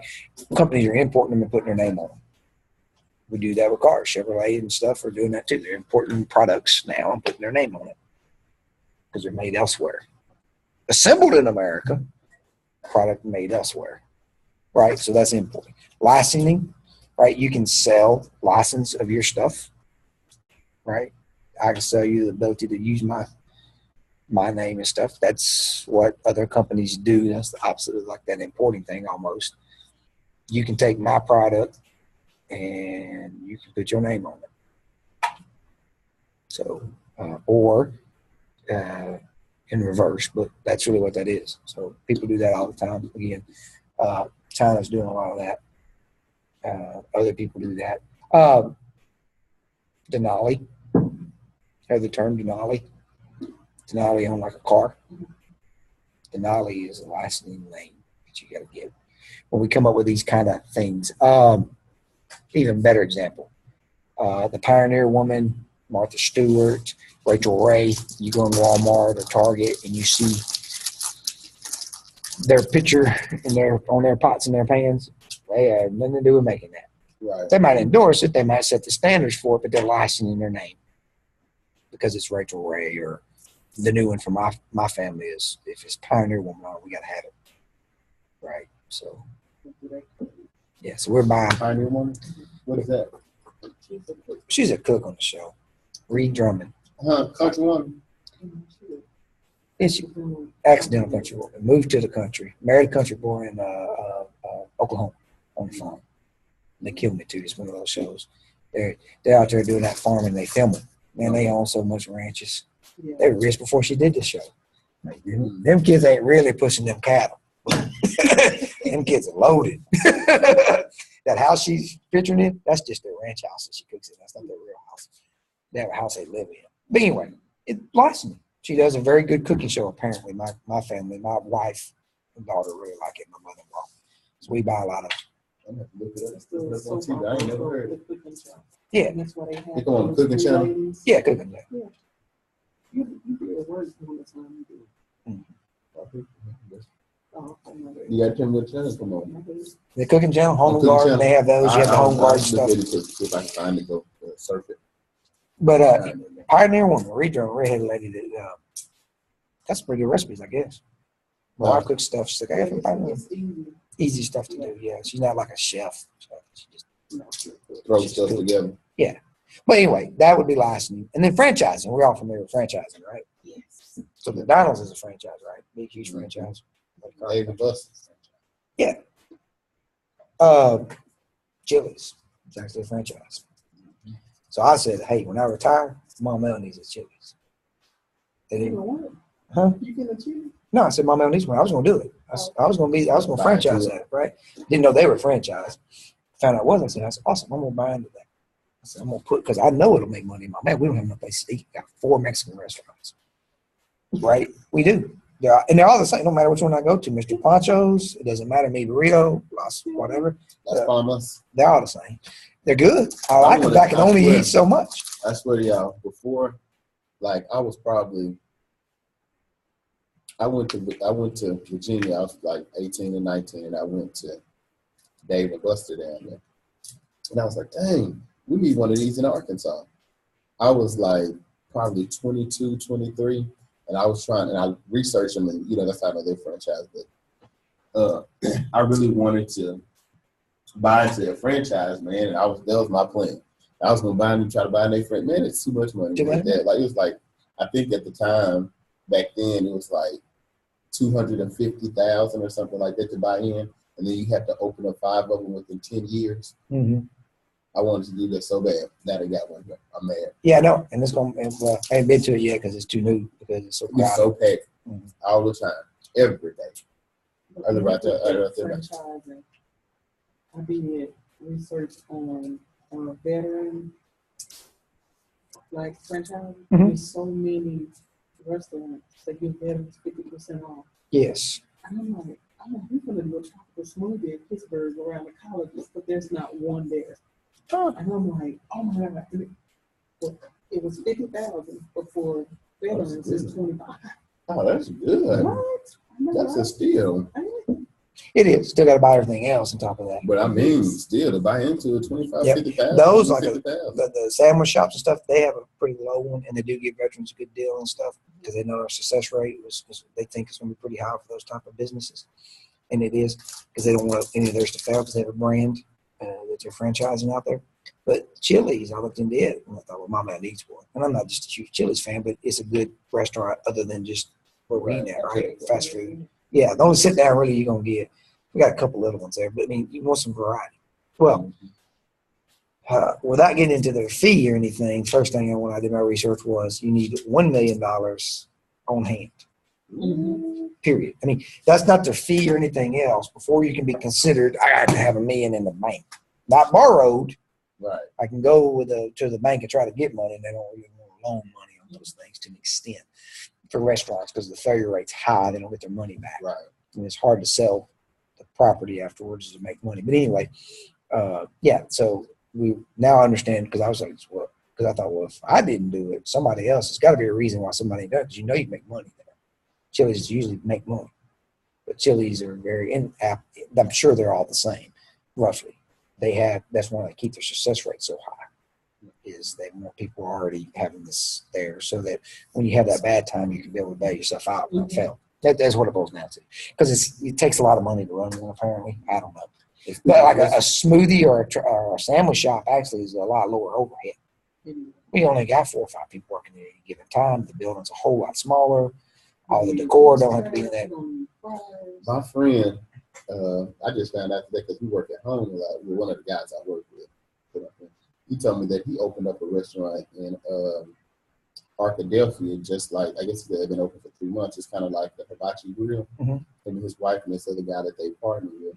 And what they done was, he said the guy that's cooking there, he owned a food truck. And he said, you know what we're going to do? We're going to set this restaurant up just like a food truck. So they only have like the, you know how they have the flat top grills, like the big ones that they cook on. They cook on that, and they have like their woks and stuff like that they cook their rice in. They don't have, and they bought regular like refrigerators. They didn't buy the big standard industrial refrigerators. So they went and got all their refrigerators like off Craigslist, he said, stuff like that. They didn't get like any like washing equipment like to wash the stuff with. All of their stuff is made to go, so they don't have dishes and stuff like that or whatnot. And they don't have a restaurant where you can really see. They have some tables in there to sit probably about 15 people, 20 people maybe, but it's not really like a city. So everything is packed to go. Like when you go there now, you can sit there and eat your food if you like. So he said it just helped them to cut a whole bunch of overhead. Mm-hmm. He said they've been doing really well. And he said he was talking about, you know, our supervisor asked him, well, you going to go ahead and let your job go here? And I was like, man, you better not. That's a restaurant. You only been open 2 months to be booming, and he's like, my wife. I talked to her about it. She was like, "No, because this is like fair." I was like, "Yeah, dude, you got to get through that threshold of a restaurant from like a year to a year and a half. Oh, yeah. To before you even say you're gonna just jump off into that fully, because that's easy to change. Oh, yeah, because people just change their mind, one bad review or let them find the bug in your food. You know what I'm saying? You know about that restaurant that opened on that boulevard that is never had. He opened 7 days a week. He never had more than 5 cars. Done about a baby shop with the big bull in front of. Oh yeah. Nashville Rock and Grill. Yes. Oh, I seen that. I was gonna stop over there. Yeah, I've been in there once, but I was going bowling. I was like, "What is this?" I saw. But didn't eat. I went to eat crawfish one time. But yeah, they're confused in my mind if it's a club or a restaurant. Oh, that's how they do it. You want to be a bar. It want to be a bar. I say club, but a bar. Yeah, so you have got food in there. So we want food. We go to eat. Some guy singing. It's loud. And then you get, my opinion, I got bar service, which is not the good service that I really want. So and I got bar quality food. Not bad. It's not good. So we didn't go back. Not to mention, it really looks and seems, and this don't bother most people in Maumelle, but I'm not taking my family typically to a bar to eat. I'm not seeing anything wrong with that, but it's just not what I personally do. So, not that we go in places of alcohol all the time. You just can't get around that. I don't mind that at all. But it had that feel. Well, here's the waitress was dressed like she was in a bar. Right. What's the name of it? Nashville Rock and Grill. And so I thought it was probably a good restaurant. Well, that's what I thought. It packed right off the bat. Right. We wanted a restaurant now. Yes. Have you been? No, I'm in that shower. We stay into it. Mm-hmm. So I don't support. But the first week we opened, the parking lot was so packed, and it's not a big parking lot. So 3 businesses couldn't open for like 4 or 5 days. And I was one of them, and I lost money for the whole week. The lady next to me, we all lost money. And he wanted first come, first serve parking. I said, you know what? I am so okay with that. Because when I get the jury in, every weekend I'm going to have customer appreciation. I'm bringing a whole unit to park up the parking lot every weekend. The only weekend he's going to have is jury weekend. And he was like, we should just have designated parking. I'm like, no, we can park it up. I have no problem putting that out when I get to the unit. 3 hot dogs and burgers. Let's do it every weekend. But yeah, I don't know how they're doing business-wise. I don't see a lot of cars there either. But I know this amongst the All About Maumelle little webby thingy and the stuff that my wife follows around and doing, all her friends and stuff. And people we know in Maumelle, no one has really had a good review. For the same thing I said, it was maybe it's good if we're going to a bar and stuff. But most people who live in Maumelle is a family, and then not that we're too prude to take our family to a bar, but what you're getting is louder music, if there's a singer there, and it was at the time, and then slower service and less quality and price range. Yeah, you'll be open up, man. All right, so that's franchising. That's that one. All right, chapter 10, managing organizational structure and culture. Oh, let me get some questions out here. Yeah, I skipped another chapter, so we can't get to the whole things. So let me read a question, and I won't give you the answer, but this is an actual question on the test, okay? And I put the answer out. Make sure I'm saying the right thing. Oh, yeah. So a large group of staff members are called together to work on an upcoming ad campaign. The chief officer is part of the group and has presented his idea for the campaign. The other group members commit to his idea immediately without evaluating other alternatives. They all just want to agree. They just want to make him happy. What type of group bias does this describe? Yeah, you told me. We've done that. Is that on the same slide that you had the devil advocate and all that on there? Mm-hmm. Okay, it was the one that was before above. I don't have to answer. I'm not gonna give you the answer, but it's good. You have. It's but you see what I'm getting as an application, and so I could apply to it. Yeah. So I'm going through now, and I got 30 minutes or an hour, whatever. Give you the test. Right.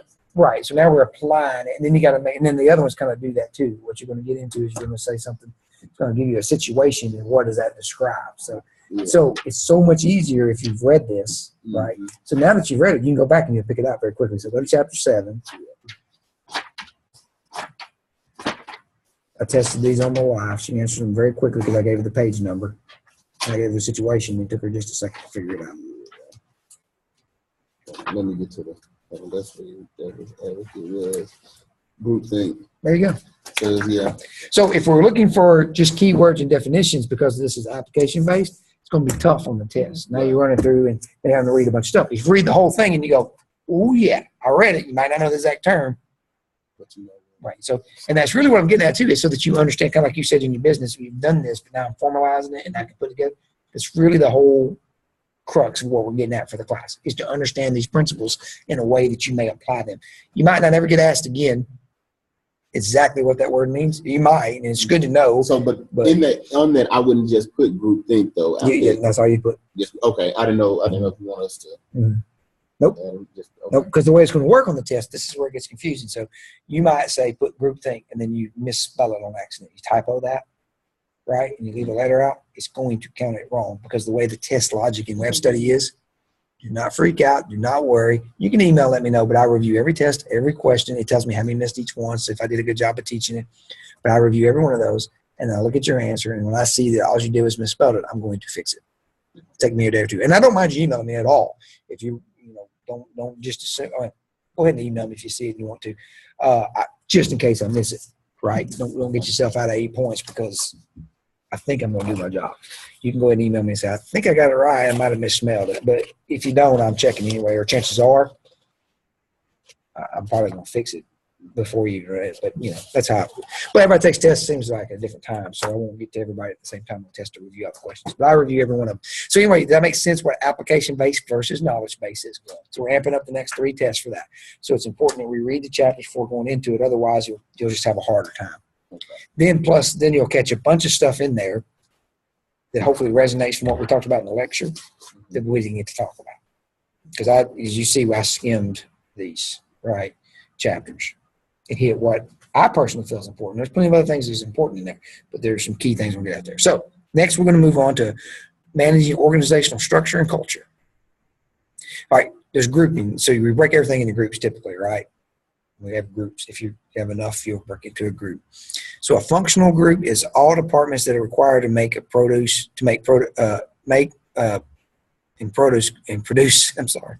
goods and services. Okay, so that's basically having everybody together doing it, right? You have your functional areas, but you all do one thing. Divisional creates a series of business units to produce a specific kind of product.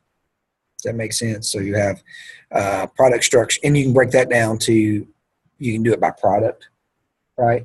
So this division makes fans, ceiling fans. This division makes box fans, right? Market structure, right? You can break it down this way. This division will handle Southeast, this one the Northeast. Does that make sense? Kind of like a Walmart is kind of broken, I think, somewhere along a market structure, or, oh, no, I just described geographic. I'm sorry. That's geographic, and that's more Walmart. Market is by who you're marketing to, right? So we've got this group and you got that group. Does that make sense? Mm-hmm. That's what they are. So I'm sorry. I said it as, I got ahead of myself on the geographic. But geographic spot is pretty simple. Like how you can go to the Walmart in Stuttgart, where I'm from, vice versa. They got all their paraphernalia in there, mm-hmm. vice versa. Right. And then you go to the Walmart here, they have McClellan and Central, the different schools that are in Little Rock or whatever. Now. Right, exactly. Like so their product line is geographic, absolutely. And then what you can buy in the Walmart, if you go to the fishing products, right? Down here, you can get catfishing stuff and the riding reels that work for brim, crappie, and bass. If you go up north, you're going to get a whole bigger riding reel, and you're going to be looking for walleye, pike, and stuff. Right. So their market line, or their product line, is geographic for them, and a lot of companies are. Their overall structure of how their division managers are, they roll into a more of a geographic one. The other one is by geographic, but how they break up their company is their division is also geographic, but the product line is also done that way. Then they don't have a market, and they're also functional. One Walmart does everything, right? Well, I could take it back. I mean, if you look at the overall corporation, they had those little market things that they had out there. What do they call those, neighborhood markets? Mm-hmm. So I don't know how they structure, but that could be another way of breaking it up. So you can have a hybrid of each one, and then your product line can be completely different from how you organize your structure, right? So just remember those, that when you create and do a business that you're making or you're part of, you'll be broke up in some way. How are you broke up at Blue Cross Blue Shield? Well, Yeah, I'm in the federal department, and so it's broke up in between analysts, customer service, our support team, and then claims. Okay. So that's more of a functional. So you break down the one thing that you do, provide insurance, right? And you break it down into the functional areas it requires that. You have customer service, you have that underwriters, all that stuff. And so then the product would be like FEP, and then you have Health Advantage. Mm-hmm. You have all the other different little umbrellas of Blue Cross individual. So when you're writing your paper, these are the things you're looking for in a company, right? So you know and understand and articulate that. Kind of say, okay, this is how we broke up. This is where it comes important. The reason we want you to know it, though, is kind of like the program decisions. It is good to know your structure when you move into somewhere. Now, you own your business, know your structure. It's also good to know there's different ways of getting at it. Not one better than the other, depending on the situation, of course. But so one way to look smart, manager in a new business, is, yes, program decisions.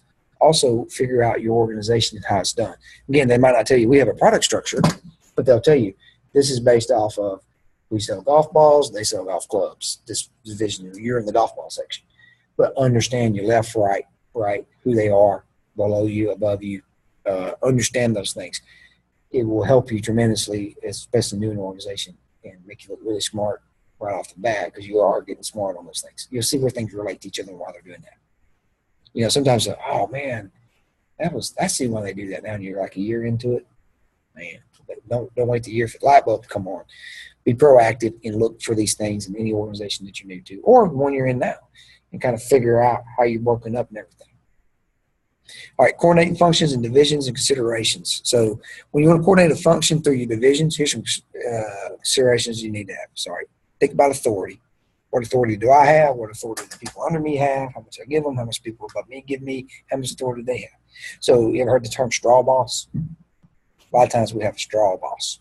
That's that boss that gets to tell you what to do for most of the day, but and a company set this up all the time, but they can't hire or fire you. Right. So you need to understand your lines of authority. And you could very well not know, but wait a minute, I'm a straw boss. Nothing bad about it. Now, we use it as a derogatory term. When people try to tell us what to do, you don't have to listen to them, right? Because I've been a lieutenant before. They're like a straw boss in a lot of cases, right, in the military. They tell people what to do. They're not a great example, but they do. But then there's always a commander or somebody else over them. And typically people be like, well, I got to listen to him. They really can't do that much to me, right? So that would be a straw boss, unless they actually have that authority to do something. These are the kind of lines that you want to determine and know and understand. For you, your people under you, and they understand who they are. So if I'm going to be over somebody, that's why one of the first things I ask. Started my new job. I don't have any employees under me, I thought. And then there's this one guy, and he's part-time. So that's the first thing I asked. And they probably looked at me like I was crazy. Is he part-time? I said, no, I just need to understand this. You're asking me about this one person. They got to report through me to you. I need to know, right? Is there a huge difference if I hire and fire this person, how I deal with them, if I'm just reporting for you for them, right? So it means a lot to me. It means a lot to them. It really will define our relationship. If I have hiring and firing authority, then I'm completely responsible for everything they do. If I don't have hiring and firing authority, then I can push back and say, when they do something wrong, it really ain't on me, boss. Right? Does that make sense? So you always want to define authority. What yours is, the people under you, and the people above you. And you ask that too. So you're going to rate me. Yes, I am. All right. So here's that. So if everything goes bad, who gets to fire me? Right? And then they figure, well, that has to go up to corporate. Okay, this is what I need to know. But what about my promotions? What's that determined? Well, that's determined on your ratings. Aha. You're very important to me now, right? Because you now determine my success or failure in this company. So me and you really have to communicate. Or they say, hey, I'm the shift manager, right? And so I'm your boss, and I determine when you're off and not. That's it. Or maybe I don't even determine that. I'm just the boss while we're here. You can think of an organization like that runs off of shifts. Work for one? Yeah. Can you think of an organization that does that? There's a lot of industries that are famous for this. And man, dude, what I'd love to get into those and change all police departments, prisons, hospitals. My wife works in this one, and she's writing up her things to make things better. And I'm sitting there looking at it going, hey, they don't need to hear from me. I know they know what they're doing, but I'm thinking of the leadership side. And I know there's probably not a good way around it, but this is an example. So she comes on, brand new nurse, but she's got her BSN, right, her 4-year degree. So they say, you can be charge nurse. But she's charge nurse, so she's responsible when they give her like 50 cents more hour when she first started out nursing, when she was actually charge nurse. She went charge nurse every time. But when she was the charge nurse, she's that, and they have this on every floor, just about everywhere, that particular floor, that shift. She's the shift boss. She doesn't evaluate any of those employees that work there. In fact, not her employees, the other nurses. She just determines who gets what patients, right? And she takes the lighter load because she's watching everybody else's, and she's the one you complain to when you have to complain past the nurse, right? I was thinking, so we learned very quickly, and I said, Lori, what you need to do is quit being the charge nurse. 50 cents an hour is not worth the responsibility with zero authority. Yep. Because so-and-so didn't do this, and they're complaining because they got this person and they didn't want this, and there's always that fight, right? Not always. I mean, they got along plenty of times, but I'm thinking, and she got to think about it first because she was new. I was like, I like to be charge nurse. Everybody liked a little bit before. Then she realized that very quickly. Well, now, wait a minute. And then when they selected, she still had to come back and be the one to do the work. Right. So then you lose a couple friends. Too, yeah, exactly. So she understands. So you have to go and you have to do that, right? So exactly. So you're sitting there. So that is the definition of a shift boss, straw boss, right? But you have to find authority, right? So since there's one floor director or whatever who's in charge of all the nurses, and she has charge nurses, but she gets to decide who the charge nurse is. And my wife would not be charge nurse depending on who was on the shift that time. The way they did at her particular hospital at that time, this was a long time ago, but and seriously, it's because some people wanted to be or they had seniority. So if everybody there was equal, and my wife might get it because she had a BS and everybody else didn't, then maybe so. But if she'd been there and someone else has always been doing it or has seniority, they would get it. Then you got my wife determining and being the one going, hey, you can take my name off that list forever. Other people can have that 50 cents an hour, right? Because she saw the light for me for a while, kind of did well and got her master's and her doctorate, so she don't have to worry about that particular part of it. Now she writes about those things, and that's kind of the stuff she talks about for the quality of. So, police the same way. So if you're a sergeant on the police force, right? So you're over that shift for that day. But those policemen are assigned by someone else to you. Maybe they're assigned by you, but they're not yours. You're just running that particular shift at that time. Does that make sense? Whereas in the military, a sergeant, you get people assigned to you. They're yours anywhere you go. Right? So that's a different way of understanding authority in different organizations. Now, restaurants are the exact same way. You go to work for McDonald's, Hardee's, or anywhere else. You have that shift leader, right? And it just depends on where you're on. You can have 5 different shift leaders. For me, it's just 4, and it would drive me crazy because 27 years in the military, I get to have that boss. 1, 2, or 3 of them, right? Or however many they are, but they're defined and they stay my boss. Not because I'm on this shift and they happen to be the shift boss. So understand your authority and where you're at as a manager and what kind of manager you are. Then you got to understand the hierarchy of authority. So where does it go to? What's next, right? After me, who's next? Below me, what's next? All the way to the top. Get to the top, somebody's in charge. There's always one person. I mean, I don't care how they say it, stockholders, this, that. At some point, there's going to be a CEO, there's going to be a president. You're going to run into somebody that's in charge. You would be good to understand who that person is and everybody in between, just to understand the hierarchy. That's because that's where complaints and everything else goes, and that's where promotions come from and that kind of thing. And then the authority is where you stand. All right, the next is to consider your span of control. How much are you in charge of? How many people? We have a thing called span of your hand for leadership. If it's more than your hand, digits on your hands, that you got direct reports, it's probably too many. Now, in today's corporate world, people get over here and they're being successful, but man, are they stressed, right? Mm-hmm. Really, ideally, you want about 3 to 4 or 5 people reporting directly to you, and they all have 4 or 5. So if you're over an organization of 30,000, you still don't need more than 4 or 5 direct reports. Is the theory. Now, a lot of organizations have more than that, 15 or 20, but much more than that, you're getting way out of control. Span of control is what you need to understand, and get and try to keep that within something that you can go. So if you take on a job and they say, okay, you're over these 32 people. Great. So where are my shift leaders or anybody in between? Oh, no, they're all 32 equal people, right? Well, if they're all on the factory line doing the exact same thing, your span of control, while it's 32 of them, but you can see the entire floor at one time, you might can handle that, maybe. But, hey, they're geographically different or they work different times, man, that'd be a tough one to do, wouldn't it? Same thing. If you look at the director, the floor director, whatever, on the nursing side, you'll have that particular floor or that unit will have one nurse that's actually in charge, and she has to pick the charge nurses, and she's just picking them arbitrarily or however, but they're not the same. That poor person is running ragged most of the time. Why? Because she or he's got 20-something nurses working 4 different shifts, depending on how they're broken up, right, over multiple days. That's hard to control. One reason my wife decided to go a different route into the teaching and stuff, because her degree would lead her into that, and she's like, oh, man, yeah, that's stress for here on out, right? Industries do that. Now, for me, I don't know why in the medical field we work a 12-hour shift, and we do it that way. Some of the things she writes about is changing those things to 8-hour shift, yet trying to keep profitability up for the hospitals to worry about profit. And you can get better. I mean, not saying that they don't give them great service, but people get tired. You don't drain your nurses yes. as much as they would to actually do.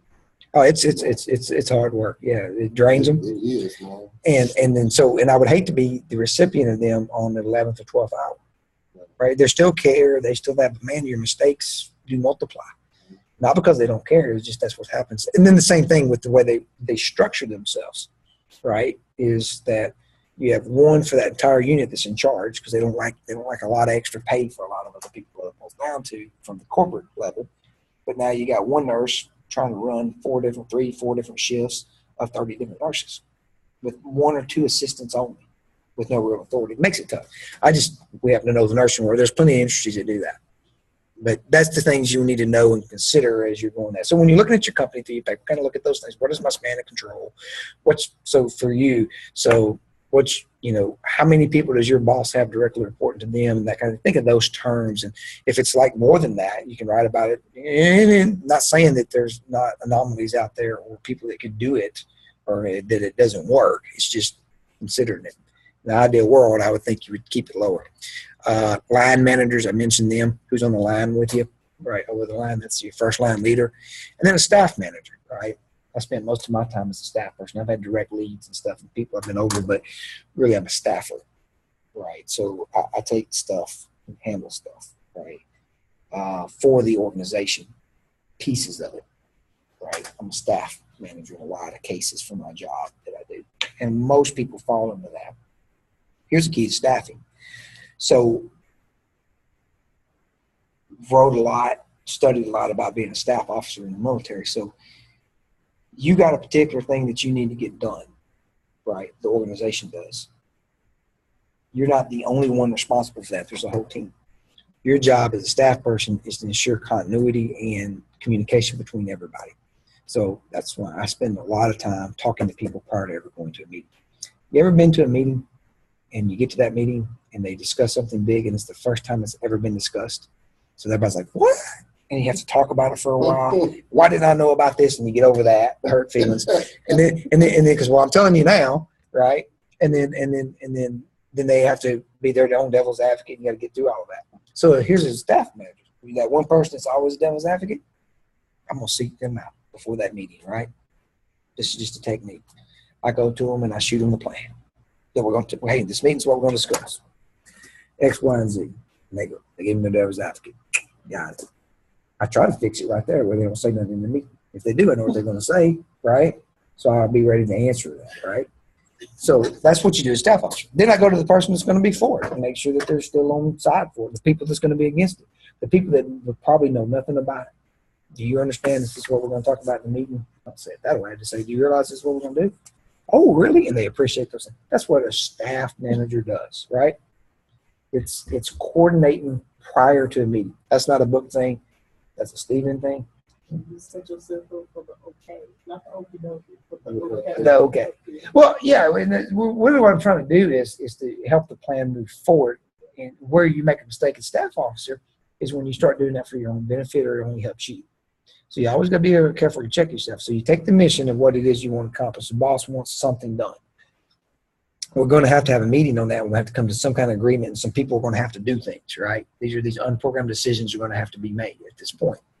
So I want the meeting not to go for 3 hours, but I also want it to be productive. I don't want to cut it short just because I'm worried about time. But if it's planned out ahead of, right, to get the okay, not the okie dokie, I want them to think about it prior to. So when I get a hold of those things as a staff officer, I take my portion of it and I ensure everybody's understanding where it comes from, either by email, phone call, or me personally. I try to go see them and sit down with them, you know. And sometimes you take that 5 minutes of that. What? I didn't know about that. Why are we doing that? And they go through all of that. And then you're like, after they calm down and come off that 3-foot hover, then they realize and they give you their answer or what they think about it. And it's probably pretty good. And then you take that to it. That sounds good. Shoot, that's they dropped it on them. We changing everything. What? Why? Right. So they're not achieving buy-in, right? And stuff. Sometimes time doesn't permit. I got that. Some people see that as somewhat manipulative. I certainly don't. I'm very upfront about it. I'll tell everybody that. I'll tell you if I'm meeting with you that this is public in my mind. I'm not going to tell you this and know somebody else. I'm not trying to do anything else. I'll tell you that for reason. I'll tell the devil's advocate. I want to know what it is you're having a problem with that before we get there. So that if I can fix it, yeah, you know. Well, they're good to have. Yep. So that's the difference in the managers. Organizational culture. So every organization has its own culture. True, false? True. Yes, it does. Sounds like a question right there. Y'all might be somewhere along those. So they have their own ethics. We spoke about ethics last week, right? Each organization brings their own ethics to it. Their employment relationship. You just mentioned yours. You mentioned yours earlier. You said they just drop it on you. You mentioned how everybody you want to hear about, you got a philosophy that you can't answer everything. You need everybody's input. So that's an employment relationship, right? In your culture, that your relationship is valued input. So that's how we put that. And really those are kind of things that you try to get after and do. Every organization has a structure. We already talked about that, what kinds it can be. But their structure really goes into their culture because not everybody does it the same. Take UPS and FedEx. UPS and FedEx does the exact same thing. They structure different and they have a little bit organizational ethics difference in relationship. Or I don't know about ethics. They certainly have employee relationship differences, right? Yeah, they do. I know this about UPS. If you even work part-time, you're eligible for benefits and they have a union. Don't know about FedEx, but I worked for UPS for a very short time in the unload. Oh boy, that was a hard job. Mm-hmm. Yeah. Yeah. UPS is union. I mean, FedEx. Gone. Yeah, they'll help you. I don't mind either way, but you're absolutely right. And I worked for, like I said, a short time, but this is what happened to me was that they basically bullied me into the union because they needed my dues. I didn't need a union because I was just a kid working in college. But okay, portion of my check will go to the union dues. And, but they also gave me benefits. Well, my father's active duty in the military. I'm on track here. I don't need the benefits, but I had them available to me if I wanted to pay for them. So part-time person. So I ran into some people there, and a guy that trained horses, very nice older gentleman, worked slow because he was in the union. They were yelling at me, not him. I was new, didn't know my union rights. And I got hooked up in the truck with him, and he's like, "Hey man, we're gonna slow down in here. Don't be up here coming fast, right?" So I hear his story. Like, I'm a college worker. He's like, "Yeah, slow down." He's like, I work already. I already worked a 40-hour job. I train horses for a living, very expensive horses. I make decent money, but I got 5 kids, and self-employed trying to pay for insurance is crazy. He said they pay insurance here, so I come here at night from 11 to 3, work these 4 hours, and this job gives you full-time benefits. He said, but we're blessed with the union, so what I don't do is let them yell at me or they yell at me, but I don't worry about any threats and I don't overwork myself because I have a union to protect me. when I quit. So hey, I had, semester's up, summer's coming, I'm not going to work. This was his job. No problem. I noticed they was awful concerned about why I'm leaving. I told you when I got hired, this is a semester for me. I had to work. I had to have some income. And then they wanted me to write my resignation and all that stuff. And I didn't do that because I was a kid. I was like, I told you I quit. I won't be here. And then they stayed after me for about 2 or 3 weeks. After you left? Yes. They have a union rule. Mm. They have to keep me on their enrollment. They can't fire me. They can't let me quit unless I write the resignation letter. They have a protection for you. It helps the overall good to an extent. It's just I didn't understand this. Finally, one of the human resource people called me and said that. I have prepared a letter for you, son. If you would just sign it, this would work. The person then on the way out. That was my suggestion after that. For us kind of guys, I'm probably not the first one you had to chase down. And I said, I apologize for causing your company any grief. I just didn't understand that particular rule. I mean, I told my boss, I told you when I got hired, I told my boss when that time was there, this is my end of employment. I'm not going to be a U.S. employee for life. I just needed income. And I wanted a semester's worth of work. So anyway, I had to write a letter, but they wrote it for me and I signed it after 3 or 4 weeks. So anyway, that's an employment relationship that they have. They've been hired over there right now. Well, yeah. Yeah, go back and give me a job. Hey, where's my job? Hey, what shift y'all want me? Yeah, what shift y'all want me? Yeah. So that was human resources doing that. That's their employment relationship. And then I think, like I said, the FedEx, you can see it. Organizational culture, the customer should be able to see and do that, right? So I don't want to offend anybody, but which one did AT&T buy out DirecTV? Does anybody have Uverse? My whole neighborhood's on Uverse. It's a cable in there. It's good internet, good TV. And AT&T was doing that. Now that they've bought over DirecTV, and they want you to move your TV back to DirecTV, that dish thingy, right? Oh, yeah. But keep your internet on this. And they've sent 1, 2, 3 salesmen, but they're all DirecTV salesmen or Dish. I get them mixed up. But I can tell the organizational culture, they're high pressure. So they come to my door, I say no 3 times very quickly, right? Because it sounds like I get those 3 no's. I don't want to mess with you. I don't want to hear about your packaging. I'm not changing. You're going to change eventually, they say. Well, did you just tell me on my own doorstep that I'm fixing to change eventually? I mean, no, I'm not. I will not have TV before I have you tell me what to do. Right? I mean, come on. But that's an organizational culture. I'm going to take this thing, throw it out the door. Yeah, my wife's like, now calm down and, don't be rude to the guy. It's their organizational culture. They got these high pressure. And he couldn't understand 3 of them in a row in 3 weeks in a row, 3 different dudes. They're trying to, why I don't want to save money. And this is, I know you believe this is a good deal. But for the Hall family, this is not a good deal. Right? If I don't think it's a good deal, it is not a good deal to me. Right? I'm happy where I'm at. A good deal to me is like $10 a month.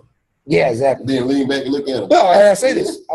If you want to look up, and I know this is where I'm right at, if you want to look at what I actually pay a month for 4 cell phones, that fast internet that they got to me, all those channels that got the Pioneer Woman on them, and a landline because my parents want to call me on a landline, which is $36 a month I don't need, but they still want me to have it. To the point they said they'd pay it if I'd keep it. No, Mom, I'll just keep it. But anyway, you add all that up, that's a very expensive bill. So I'm a good customer, so they're not going to come threaten me. But they have this other sub-company. Just an organizational culture, right? Like I said, when the UPS guy knocks on your door, he wants you to sign, happy, make sure you got that package. FedEx guy's fast. But I think the quality is the same. I get, because we order like, I found about Amazon. It's great. We don't have to go to the store. Yeah, my wife, she had got on me because I work from home, so I would be ordering a lot of stuff offline and get the packages before they got to the house. And she'd be like, I would put the boxes in the trash, but she'd throw some away knowing that that's my job. What is that box out there in the trash? I ain't nothing. What did you order online? Oh, I got some new jeans. Like 2 weeks later, what you got now? My shoes. Your husband working for and then we packages. And I'm just like, oh my God. Yes. See, I did that with my wife on the opposite side. I came home every day. It seemed like there was a package on my door. But she won this battle because she's smarter than me.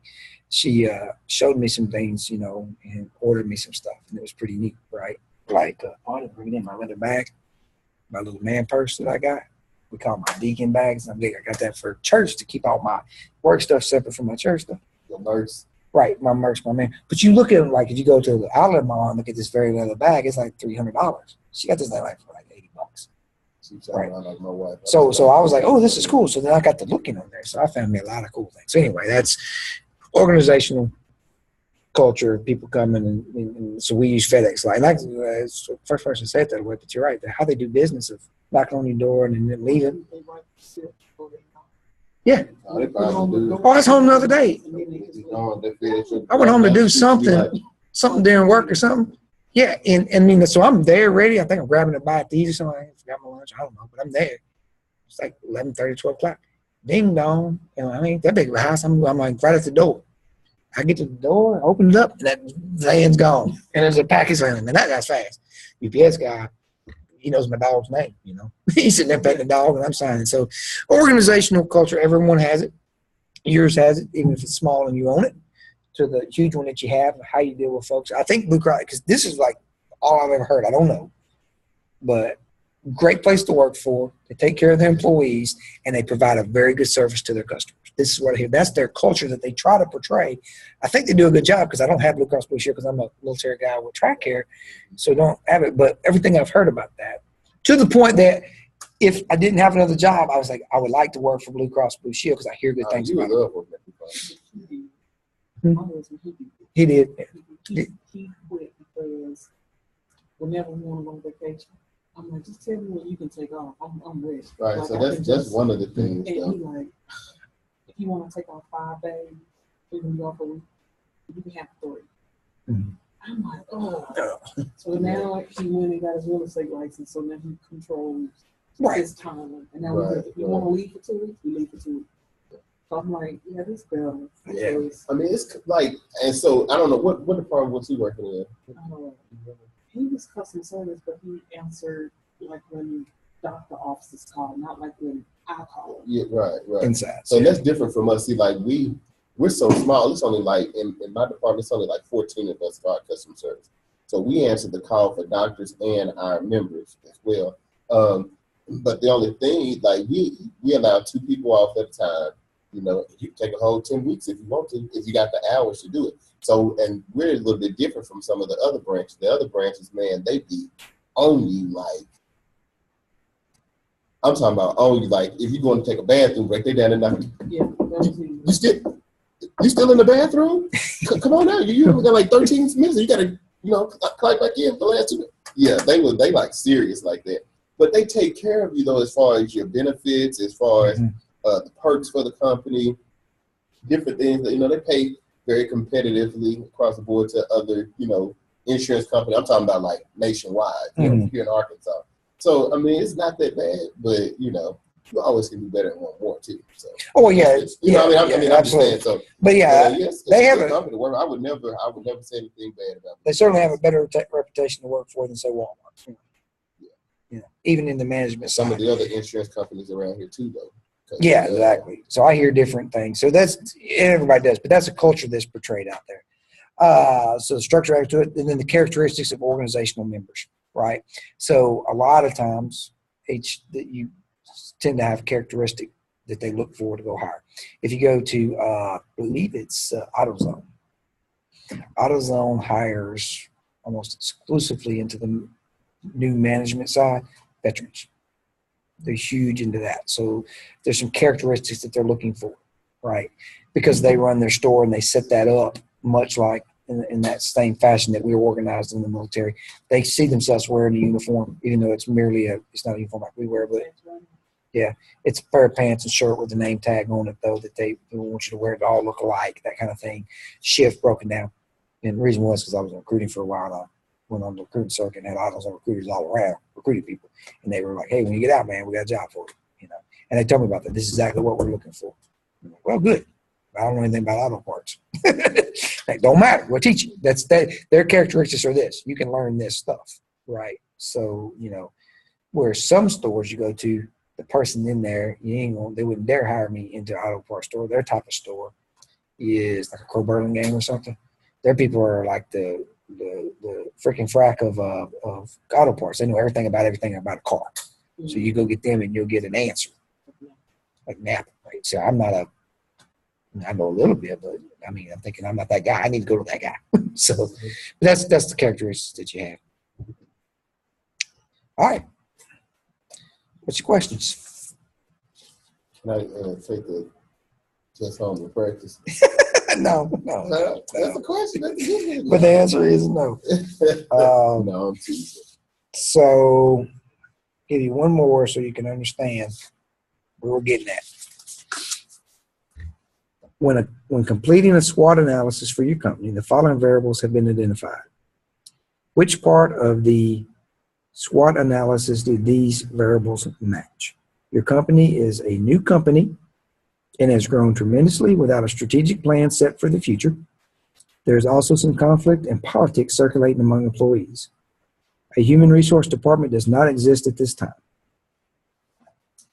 So that's a scenario that you got to look at. So you want an extra answer? You can answer it or not. I want to get this Sigma 6 certification. Do you? We I teach do. it out here. You can't rob somebody in the military. You to have get it. to, I had to be in the military to get it. No, it's a civilian cert, but we teach it in the military for free if you're in the military. I know. Y'all military, but I appreciate y'all for serving that country. We ain't getting you nothing, no. Hey, it's a great one to have. So you can have your green belt. You can get your green belt in it or your black belt. And I'm kicking myself because I'm about to retire, and I can still go to it, but I don't have time on my new job. I would have all that time. It was free to me, and I did not go get either one of those. And this is actually what I do a lot of, but I don't have these now. I have project management certification. So, but when you retire, you're not gonna be able to still get that, do it for free. I'm sure they let me in, Yeah. of course. But it's 2 weeks and then 2 weeks to get to a black belt. Actually, it's 3 weeks and 3 weeks. Anyway, I won't have the time to take off, and they're intensive days. And my lazy tail didn't do it while I was. So, and the Sigma 6. Oh, go ahead. I'm sorry. She was gonna answer the question. Go ahead. The Sigma 6 basically, isn't that like a don't they open and close companies or something like that with their certifications? Or?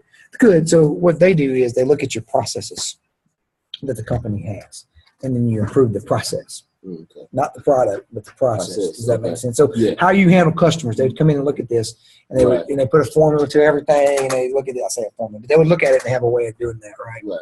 So they have the basically fishbone. They restructure the flow of the company, like That would still be the management's decision to do. Okay. What they do is they define what structures you have, and they tell you what they're producing out of that structure and what you do. And then you get into the black belt side, they can make the suggestions of how to restructure those things. Okay. So yes, if you're at corporate and you're one of those middle managers to somewhere to top manager, and there's a bunch of you running around and the company ain't doing quite good each quarter, and they bring in one of those teams, right? Right. You know what they're probably fixing to suggest. You haven't listened. People go. Well, they're gonna streamline. Yeah. What they did when I mentioned to my father-in-law at the mill, hey, we can have one supervisor on for all 3 mills versus having one at each mill. That will save you in these processes because really they look at what a supervisor does, what products he or she produces, how do they actually add to the bottom line. So you look at all of that and they teach you the systems to do that. So you really just speak to the processes. It's not always just reorganization. In fact, they really will tell you they don't want to get at that, and they usually don't suggest that. What they'll suggest is do this, this, and this with this process. A lot of times, though, this is where people get scared when they come in. That's where the lean part comes in. Company reads that and they eliminate some positions that are hold. Well, what if you're the process holder? What if it's a process that we're doing that we don't need to do, and you're holding that, right? You're managing that particular process, or that's 80% of your job. More often than not, what it means is you do more for less. Ultimately, that's what a company's trying to get at, right? Right. To get a competitive advantage. Back to our nail salon or our restaurants. If you can do more for less money, then you will have a competitive advantage. Companies are just trying to get at that, right? And that's what that is. But it's good stuff to know because you really get after the processes. That's what I did for my church. We put a team together to look at our processes to streamline them to make them more efficient. So how long is that program? For ours, I think we do. I think it's to get to black belt 6 weeks, 3 and 3. Okay. And the civilian world, I don't know. It would typically probably be longer because our days they slam me straight through. We go for we drink through a fire hose on those things. But it's the same certification. You know what it means to drink through a fire hose?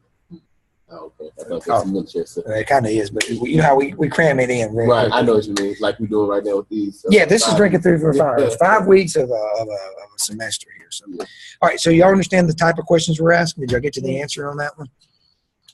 Yeah, somewhat. Yeah, I think I know. So application based more so than knowledge based. Read. Are you? That's good. I was looking at chapter 4, looking at something else. What were you looking at? The answer to that was in chapter 8, where he just like, I know you did. I know you knew that, but I'm just saying about the squad. Did you come up with something that applies, though, you think?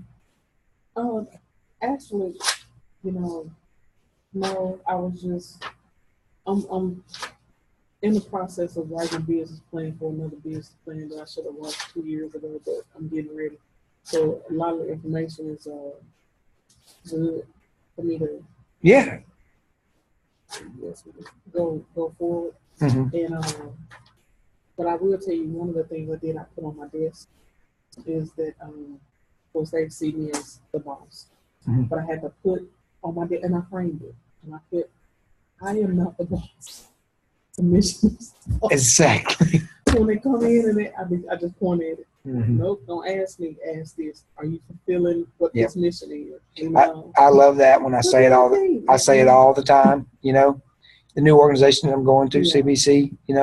I'll have to figure out a way of putting that. But I don't see of course, I'm not in a boss position, but I don't see.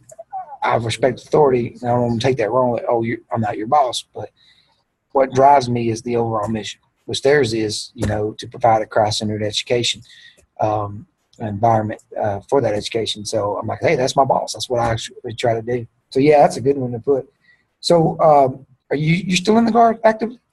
Okay, so the Air Base does a small business seminar for you to go to, and they give you all the tricks and stuff. They'll even help you with your planning. I can go to school. Okay. And they do it, free too, and they do the market research. Cool. And you can go as much as you want once a week or once a year. They don't care. And I just have one guy that I kind of been working with because he's up front. Like he don't. If he don't like it, he just like read this out loud. And I was like, yeah, it sounded good when I put it down. But just throw out one more resource that we have to make you feel bad about it. Everyone got the Air Base where the OPX used to be, Family Life Center in there. You can go in there and they got all kinds of resources, and one of them is small business planning. They gonna look me in the face as they say, because you said, "What you don't like us for that?" Yeah, but you get good insurance. See, so no, y'all got good insurance too. I can't that bad. It ain't Blue Cross Blue Shield. I mean, actually, I have no complaints, but yeah. All right, I see Thomas Sayre is wearing Arkansas Razorbacks, so you Razorback ready, Thomas? Ohio, yes, sir. I heard that. I can't wait till this weekend. Yes. My husband is from Ohio. Oh, okay, y'all Ohio. I'm nobody. I bought my baby, Razorback, and I couldn't find it. And I finally found it when we cleaned up, the bottom of the fish tank. It's just stuffed. Like, at the bottom of the tank. My baby was born in Arkansas, so I bought him like a little Razorback. Yeah, it should be a Razorback. I'm not into football, but it's the state it's thing. so hilarious because my husband would be like, say Ohio, because he was 2, 3, 4, and my baby goes, Arkansas, because he get a kick out of getting the reaction from everybody around him. Yeah. So every time someone says Ohio, my baby just screams Arkansas. Mm-hmm. Yeah, y'all gonna be a house divided when he get a little bit older. He gonna be watching the game, talking stuff to his daddy. All right, well, we had a good week last week. I hope y'all have a good one. Now, we're off next week, everybody, right? Yeah. So we'll see y'all back. Technically, but it is due tonight, the outline. So y'all better not, I did say at the first of the class that most things we do on Sunday, so if I made it confusion, it's okay. But anyway, work on those. I'll look at your outlines. I've got several already. And we'll see you guys and gals back on Thursday after next. All righty. Which guess what's due then? The rough draft. Yes. So you should be transitioning into it. I'll get you when I get your outline. I'll give you feedback, and then we'll go from there. All right, Thomas. Have a good night. All righty. See y'all. Have a good one. Y'all too.